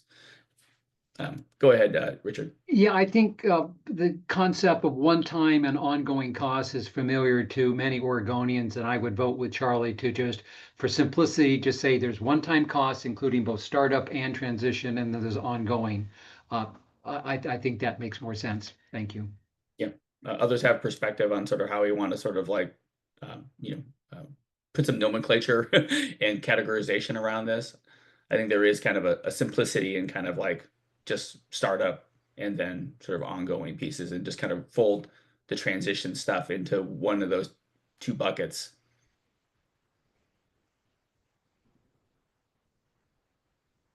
Charlie. Well, I would agree with Richard. I think there's a difference between the one-time reserve buildup costs and the one-time startup and transition costs. So I think there is a purpose in keeping those a little bit distinct. Okay. So maybe one-time reserve, one-time startup, transition, and operational, or something like that. Yeah, reserve's a whole separate question. Thank you, Charlie. Yeah, we'll get to the reserves in a sec. Maybe it makes sense here for us to kind of have this conversation in tandem with the other pieces. So let me just kind of roll forward here. So on the transition costs, right? What I'm thinking here, temporary pieces that we talked about. So the key elements here are really about all thinking about that multiplayer system and sort of like, well, what ends, what transitions, right? Are there sort of these pieces that happen? Think of it as after day one is the way I kind of think about it, of the plan start that we have to be paying attention to. And then some of the key questions, right, that we're thinking are in this, right, are sort of duration of that transition. Like, are there phasing pieces that we have to pay attention to? What are sort of the dual system costs of like Medicaid and other sort of transitioning populations? Are there sort of obligations, right, such as severance, decommissioning, or stakeholder compensation? Like, so as we move from that multi-party system, are things that, and this is maybe something we get from operations, are the things that just go away, right, or that need some sort of termination and closeout? And then obviously we have to figure out to me is like really the cash flow transition pieces too, and the timing of what we think the timing of those are. Charlie, then Cheryl. So could you go back to one slide before this? So in the workforce transition part, besides the severance and retraining, a just transition is going to probably include extra unemployment benefits or something like that too. So I mean, there's that whole workforce transition. I think we want to at least talk about a just transition, which does right by those who are becoming unemployed because of administrative efficiencies. And so there's a number of things that go into there. Not, I think, a little bit more than just what you've said there. So. Yeah, and actually mostly I wanted to kind of what I really wanted to do is kind of hit some of these categories, and are there kind of elements or dimensions of some of these categories here that you've been thinking about that we'll want to pay attention to? Just as Charlie said, I haven't thought super deeply about this, but just enough to kind of start mapping this out a bit. Go ahead, Cheryl.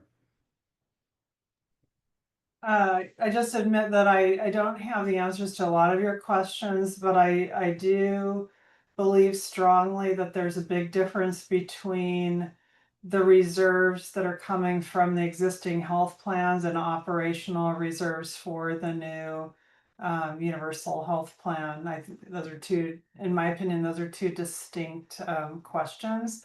And I'd also be curious to hear if operations committee is talking about any of these things. I know we don't have our transitions committee set up yet, but as far as I know, it's still it still will be formed. And I do think we want to make sure that we're running that we're aligned with these committees in this discussion, because it feels like it overlaps somewhat. Can you go back, Cheryl, just real quick? When you say the distinction between existing reserves in the system versus future reserves, is that really about capture rate and transferability? Or some yes, and then I think that's different from the question about what we need for operational reserves for the new plan. So Gotcha. I just wanted to make that distinction. Yeah. That and mostly kind of a sources and uses question, like this money was collected for these purposes, can only be used for that going forward kind of thing versus like, Well, or even how much we can count on transferring. Yeah. Mimi. Yeah, and I was just going to say, Cheryl, that absolutely the operations committee is working on, especially around the idea of reserves fund, surplus funds that are needed and where they will come from. But then also part of the contract that Milliman has will include doing some of this work about transition costs that they'll be working with the operations committee with too. But yes, absolutely keeping things. I mean, it's in parallel, but. So they'll probably end up being a little bit of overlap, but we'll, the ECHO team is going to be able to work with the Milliman team as well to really flesh out the details. Yeah, so since we're kind of jumping around into kind of these three buckets, probably worth just kind of quickly covering the reserve. So I think the reserve strategy, right, is like, well, how will we build it, right? How will we manage those things to maintain stability, manage volatility, and ensure kind of solvency? And the kind of general sort of buckets we're thinking about is like, well, what's our operating reserve, right? How many months of spending? I think folks have talked about 1 to 3 perhaps in different things, but that seems like a question. Contingency, right? These are really about sort of making sure that we have covered all the unexpected utilization or potential sort of gaps as we kind of move forward. If there are sort of owned capital in the system, right? Like what's our ability, what's our sort of strategy on maintaining those things and providing sort of funding to make sure that we have funding to hit the replacement cycles. And then are there sort of, I think that we talked about this, a transition reserve, right? What's the reserve we need to kind of bridge us from T minus 2 years to T plus 2 years as tools and spending kind of start aligning themselves a little bit. So when I kind of think back in terms of the questions, right? It's like, different kinds of how big should they be? How should we think about benchmarking? How should we think about initial capitalization, right? So this is Cheryl's question, like what can be redirected from existing sort of pieces versus what do we need to kind of fund from a one-time basis versus accumulating those things over time. Those are the different kind of pieces. And then obviously there's a big sort of constitutional sort of legality question around sort of the accumulation, how big they should be relative to state financial policies. So we have to kind of make sure we're squared with those pieces. So so when I step back, right, in that first chart I showed you, right, there's kind of the funding gap we're targeting, but there's also this idea of kind of like distinct one-time things that we have to figure out how to pay for.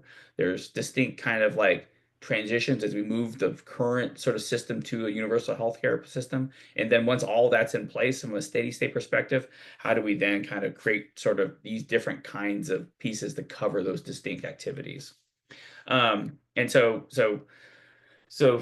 putting this together here was really just to say, okay, this is how I would think about it, given the things that we've done, but you guys also have some perspective here. And I just want to make sure that we're aligned, because what we're trying to do is then work with staff to kind of say, well, how can we go out and go find this information, build a pro forma, right, of what these costs based on best available information, so that we have a number, right, that we're trying to solve for. And then if need be, right, we can have a conversation around a revenue strategy if there are gaps in that space, or financing strategies, right, to help kind of smooth things over. Charlie. So one way of funding the startup costs and the reserves and all that stuff would be bonding. And I guess one of the questions I would like you to look into is what kind of bonding authority could we get? I mean, like how much could we go out for bonds? What might the cost of those bonds be? And over what period of time can you do that? So basically trying to make the initial costs look more like operational costs in essentially how we pay for them. So Yep.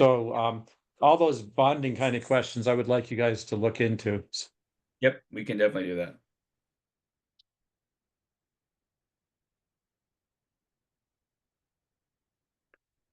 that. Just for folks, if you don't have any direct, generally, does this look good in terms of a kind of a framework roadmap? Just want to make sure that we're on the right track here. I think it's pretty inclusive. Oh, Thank you, Mary Lou. Richard? Yeah, well, I think it looks good. There's a lot to do.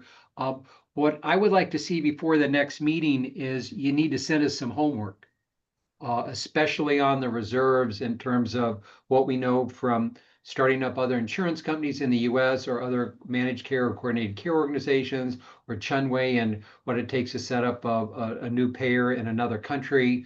What do we know about reserves? Because I think we're going to have to make a decision or make a recommendation to the board about a decision about what kind of reserves we need. I really like the method that Chunway talked about of somewhere between 1 and 3 months, and when the reserves start getting down to only 1 month of either revenue or claims payout, either one, that you need to increase the withhold rate or the tax rate to build the reserve. And when it gets to 3 months, you can start to back it off. But really, we need some homework so we can educate ourselves, so we can have a principled discussion at our next meeting. And then a couple of more things is I think we need to examine and be able to prepare to speak about the benefit of having a single risk pool in Oregon, and how the reserve, in my understanding, the reserve as a percentage of revenue goes down with the bigger the risk pool.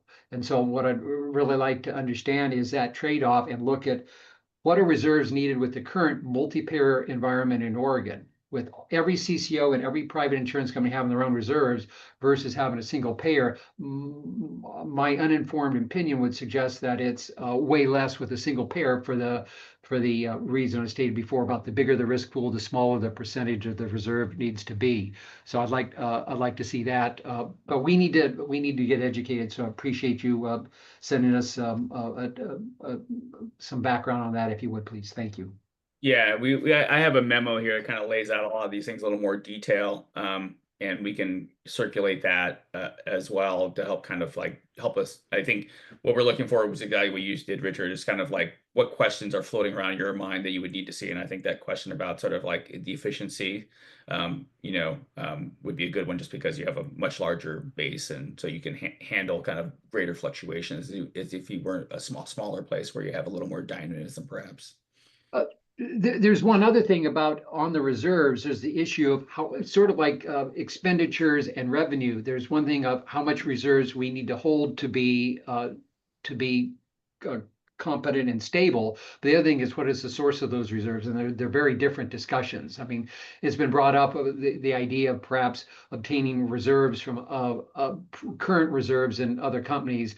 I don't personally think that's viable, but anyway, but maybe there's a way to change reserve requirements going forward that would help us. But the main point I'm trying to make is separating the issue of how much reserves we need from what is the source of those reserves, because they're two different things we need to work on in both. Thank you. Certainly. Good. Well, anything else here, folks, on either the? I mean, you can obviously send any questions or comments to me, and we can pull this together. But otherwise, I would say what we're going to try to work on is kind of a fuller alignment of this with some understanding of how we're kind of trying to put some meat to it, so we have understanding in terms of like what this is, when I think it's like, what's the current state of the system, what would a UHP system look like, what would likely be the cost piece of that, and then obviously we have to have a conversation around how we, either funding or financing those things, right? So as Charlie said, one idea would be just like, well, let's just finance it, right? Issue, we can cover all that stuff with a bond and just roll that on as a debt payment over like 20 years. And we then just understand that, okay, well, instead of, targeting 20 million funding gap, it's got to be, 21 or something like that to cover the financing charge. Like that could be a strategy, but as an example. Go ahead, Charlie. So related to the workforce transition that I already mentioned, it would be good to get some numbers related to that, like how many people in Oregon are employed by insurance companies that we would expect to not be needed anymore. I mean, and part of the question would be, well, are you going to use those insurance companies as third-party administrators? And so, I mean, that's more of a question for I guess, operations. I mean, so you have to, there's some contingencies there, like, okay, you don't need as many people, but you still need some, and those could either be state employees or they could be in third-party administrator private companies. But if you could put some numbers to that, that would be great. And similar numbers for provider office employees. How many people are currently employed and how many do we think wouldn't necessarily need to be employed anymore? I mean, even just ballpark numbers, because I don't even have any idea of ballpark, but if you could figure out something like that, that'd be wonderful.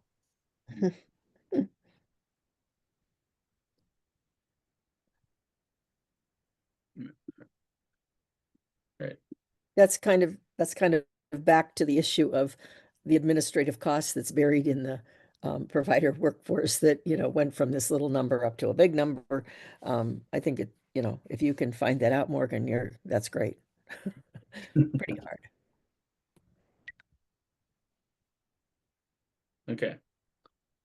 Well, that was a lot quicker than I was thinking, but let me move on to kind of what I think kind of our next pieces will really be. So I think we have a little bit of, you know, part of it was like, in my mind, like we coalesce around some ideas, workshop those a little bit, and then we do some more, we'll call it detailed testing. I think our plan now is actually just we still need to kind of workshop it, but let's spend a little more time building kind of like these more you know, exploratory models so that we can come to some idea of like, you know, call them proposals. It seems like we're going more towards like, as opposed to, you know, kind of like, oh, I'm just interested in how this performs. It's like we're actually kind of thinking about sort of building a couple different, you know, some handful of alternatives as real potential recommendations. I think that's the path we're on. One of the things we're trying to work with the Legislative Revenue Office is they actually have this thing called the Oregon Tax Incident Model. You see the link here. It is a much more sort of robust, I'll call it, tool that understands kind of the total taxes paid by households and businesses, and as we kind of change different inputs, we can then calculate sort of like who's paying what and what the relative incident is, because and we're trying to do this a little bit with the toy model, but I was just mostly kind of sharing a little bit of what we've done in the past. So this is a project in Washington looking at different tax proposals to refine the structure, right? So, and mostly think of this as kind of down the road here a bit, is where we're actually kind of testing different kind of revenue options and understand kind of like, well, what's actually sort of raising revenue. We can then understand sort of this question around what the effective tax rates are, how many people are potentially paying the tax, right? As a piece, we can then test different ideas around this question of equity, right? So basically, how much of one's income is actually being put into place on different ideas, so we can actually kind of look at those pieces a little more in depth. This is from a sort of like a household perspective, but depending on sort of how we change potential business taxation, right? You could think of it as basically, well, what are businesses being taxed today and how might they be taxed going forward, right? So how do different arrangements sort of change distributionally what different sectors of the economy are being taxed? And this is obviously one key piece of your charge, and one that's specifically deeply within our analysis that we have to conduct. So I just wanted to give you a little preview here. We're hoping to kind of move into that a little faster than others, but I think it sounds like probably our time is best served to kind of still play in the sort of exploratory tools so that you can feel like you can get your mind around sort of the effect of these kinds of ideas, but in a sort of more exploratory setting. So we're going to spend a little more time there before we kind of go into sort of like this other testing. I think it's at least that was the plan. Well, we're always being flexible as we kind of go forward, but I was mostly just giving you a little preview of kind of how at least we think about this in terms of sort of testing kind of the impact or performance of different options that you're going to kind of come up with. Go ahead, Charlie. So is this tax incident model you said maybe getting access to, is that something that we could have access to, or that you as contractors would have access to, or both? Or we have reached out to, so LRO owns this, so we reached out to LRO to start facilitating a conversation, understand its availability, its ease of use, and accessibility, as you said. So I don't know the answer to that, but I would Okay. definitely put that on the table of things we're trying to understand. And also related to that, that tax incidence model, does it allow you to choose years to project into the future, or is it current, or how does that work Not sure. Actually, I won't say. I'm not sure. I'll find out. Okay. My memory of Okay. it is that it's a static year based on kind of current year and not necessarily a forecasting tool.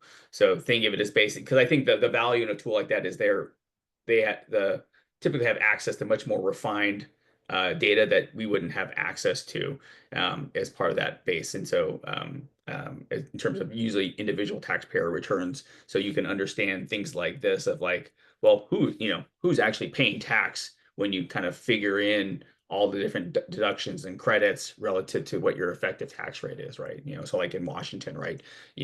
Or in most folks, if you're paying under like $10,000, you're not paying effectively any tax, right? Because of the deductions and credits that you have. But that then ramps up. So it gives us then an ability to test, understand these kind of ideas of like, well, what if you have flat rates? What if you have graduated or marginal rates, right? What if you have caps, right? In terms of total contributions, we can potentially take a look at those things. But those are all kind of big TBD questions, right? As we kind of understand kind of like what's in the model and what we have access to potentially. If not, right, our other approaches to try to, using the best information available, kind of mimic that as much as possible in another environment. So that's, but I think the purpose of showing this is basically giving you a little bit of preview of just like how I would think about testing some of the things more specifically. We talked a little bit about like stability. We could look at that as an elasticity, right? Like kind of higher or lower as a measure, right? So you can understand like, oh, this one is 2 to 3 times more volatile than this option, right? And from a sort of numeric perspective.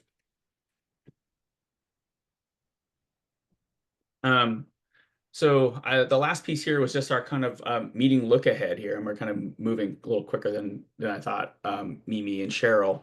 But I would say generally, I think meetings 4 and 5 are still in this sort of space of like, I think our new idea here is to do some retooling and then have a conversation about the options. I would think probably by that August meeting, we can probably have, I would hope, narrow down kind of 2 to 3 kind of revenue package ideas based on kind of your feedback and the homework that we're going to give. And then also we'll probably have some information to bring forward on our kind of startups, transition, and reserves pieces. And so that'll be kind of a key piece of that. September-ish meetings, right? We're really hoping to be able to do some of the more refined sort of analysis going forward. And then I think moving into kind of those October meeting is to kind of get into your deliberations around actual recommendations based on sort of the outputs of all that analysis. So that's just a quick look ahead there. Cheryl, I'll turn it back to you. I'm at the end of the deck here. And thanks, Morgan. I just want to open it up to the committee as on whether you have any other questions, particularly in this last portion on the primer questions, if that's in your mind those are the right questions, the right scope of work. I don't know if we talked about it a whole lot. So just want to open it up to you if you have any other feedback for Morgan. And I wanted to also confirm, Richard mentioned some additional homework. Could you clarify what you're asking for there, so it sticks in my brain what you want to do? Were you asking Morgan or me? Well, first I was asking you, Richard, if you could clarify the homework suggestion, because it was in addition to the homework that we're doing, I believe. I'm just looking for homework on exploring reserves of other new insurance companies, say managed care organizations, either in Oregon or elsewhere, other regular commercial insurance companies, and starting insurance companies or new insurance systems in other countries. Basically, just to get an idea of what reserves are needed, and so that we're educated when we debate this at future meetings. That was the main one. We could do the same thing on startup costs too. Thank you. Okay, would that be for the August meeting? Like that we would have it ready to go? Yeah, I think so. Okay, all right. Does that sound reasonable, Morgan? Yeah, no, I think we'll circulate a memo that kind of outlines these things, and I think I'll embed some questions. But my sense, Richard, is you'll probably have a lot better. I mean, there'll be some questions that to kind of think through as we kind of the way I think about it is we'll learn something, then you guys will kind of have some questions and we'll be more iterative.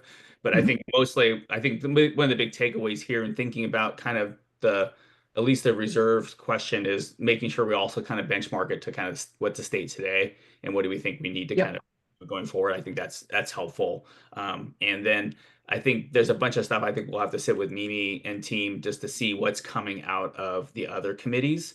I know that I don't know necessarily sort of how much cost work is being done there, but I know they're identifying a lot of these elements in some of those pieces as well. So we'll just have to do some of those cross-cutting work to figure out what's where and what are we developing and what's coming from somewhere else.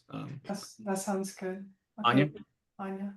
Just on the international comparison, the best example I can think of and most contemporary, even though it's a little bit old, would be Taiwan. And there's a fair amount of literature on the Taiwan design and implementation, and Chengwei certainly has experience with that. But I think that would be your best example to look at. And I think there's some stuff in Health Affairs by Uwe Reinhardt and his wife about how the system was designed, and I assume there's something there about what they did in terms of reserves. And if you'd like us to track that down, I'm happy to do it. Yeah, if you have a quick site for that, that way I'm not looking for the wrong article. Yeah. Thank you, Anya. Sure. Sonia. Charlie. So this is back to another topic that we talked about, and it's really back to raising revenue.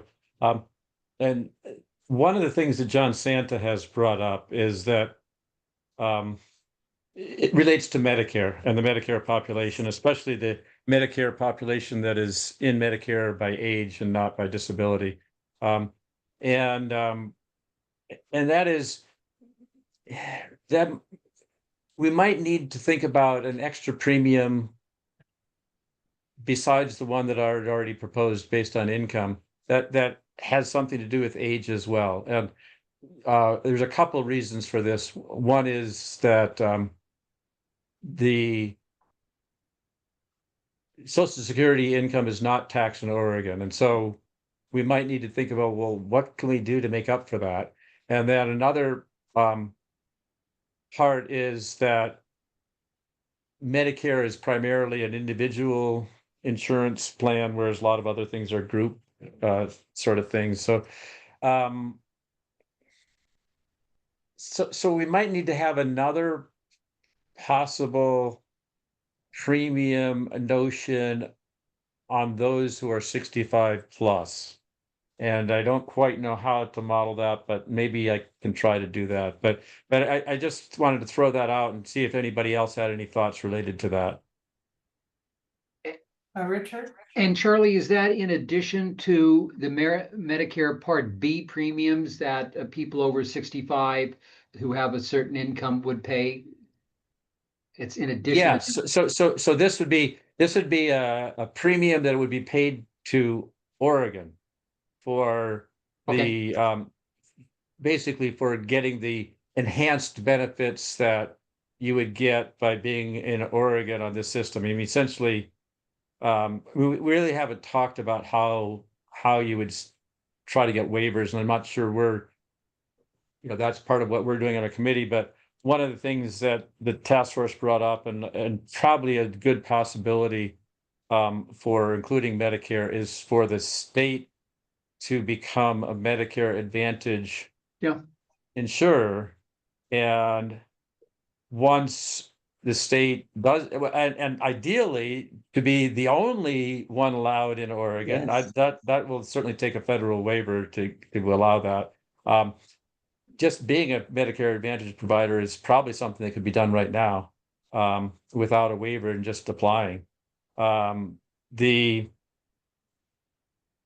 there's a couple advantages of going that way rather than getting a waiver and just including Medicare, the Medicare population in some other manner. But in doing so, we might need to get a little bit more money from those who are over 65, which happens to be the wealthiest chunk of the population. So But it's understood they would continue to pay Medicare Part B premiums to the yeah, feds. they would. Okay. That would have to still be Yes. the case. Good. Either they would or the system would, and I'm assuming they would. Morgan, do you have any quick reactions to this Medicare age premium idea? I don't. I mean, what's that? I mean, I haven't thought through all the modeling part in terms of what Charlie has there today versus what we're going to go through at the forward. But I think it's really kind of just making sure we're counting those contributions somewhere. Mhm. And to the extent that we have to just differentiate because of the age element to it, I haven't thought through. But I agree, it's something we should be tracking. Mhm. Okay. I don't know if we can add it to the agenda in August, if that sounds right. Yeah. Let's add it. Just I think Okay. we need to just embed it in our thinking more so than less a probably a discussion topic and just figuring out how we embed it in our Right, okay. Yes, Charlie. And from my standpoint, I will try to see if there's enough data that I could embed something like that in the spreadsheet that I have. I'm not sure if there is, but there might be. So Okay, thanks. Since we are on meeting topics, anybody else have anything that they wanted to add for next month? And again, we kind of decided we're not having a second meeting this month, so we have time. So Echo Northwest has time to do their work, and we have time to do our homework assignments too.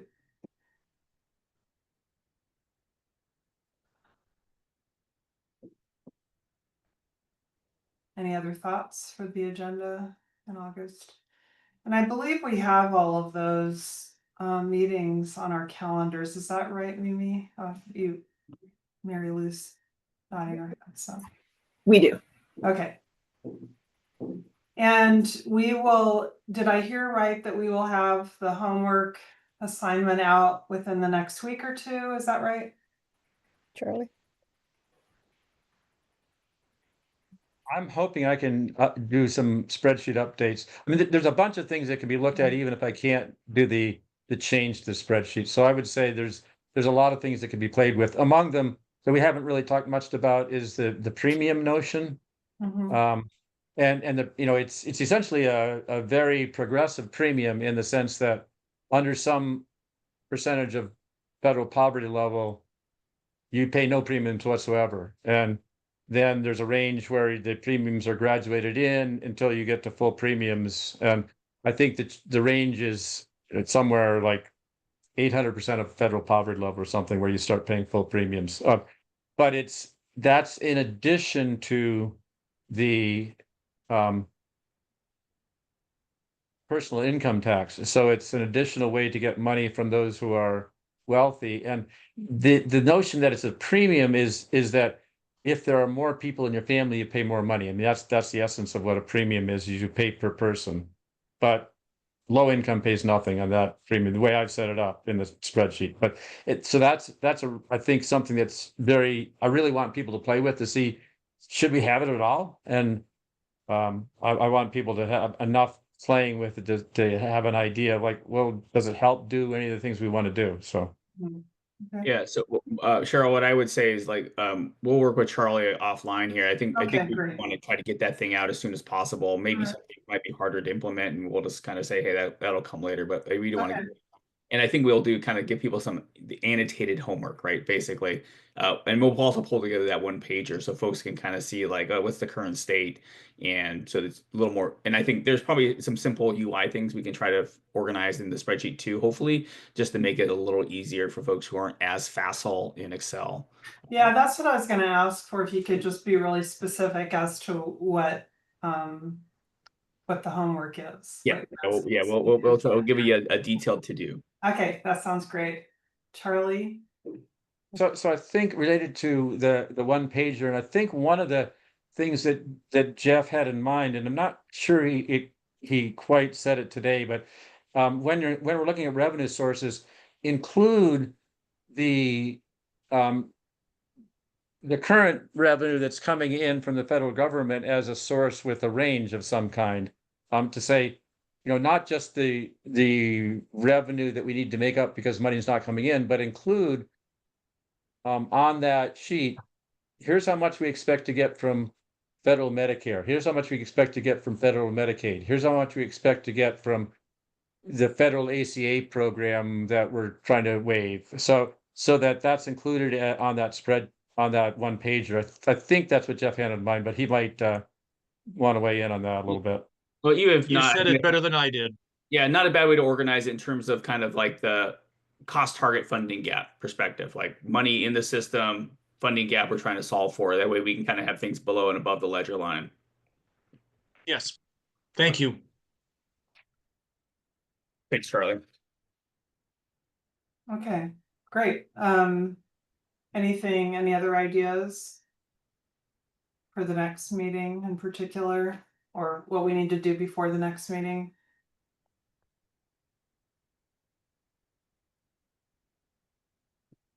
Okay, seems like plenty.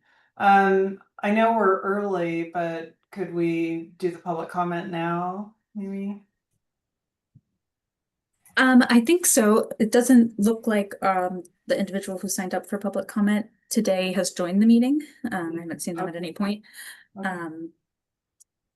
But just for the general good of the order and awareness of the public, we really appreciate the public taking time to submit input on the work of the committee and the board in general, and for written testimony.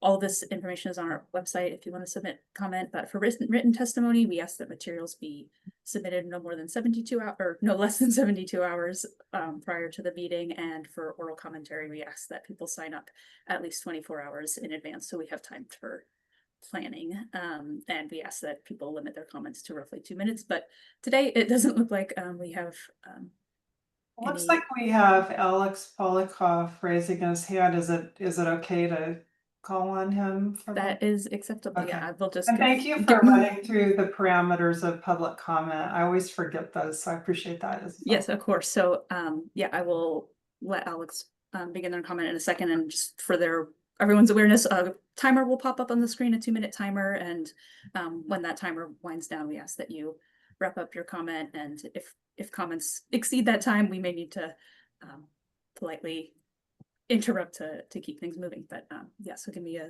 second and I will get everything pulled. Thank you.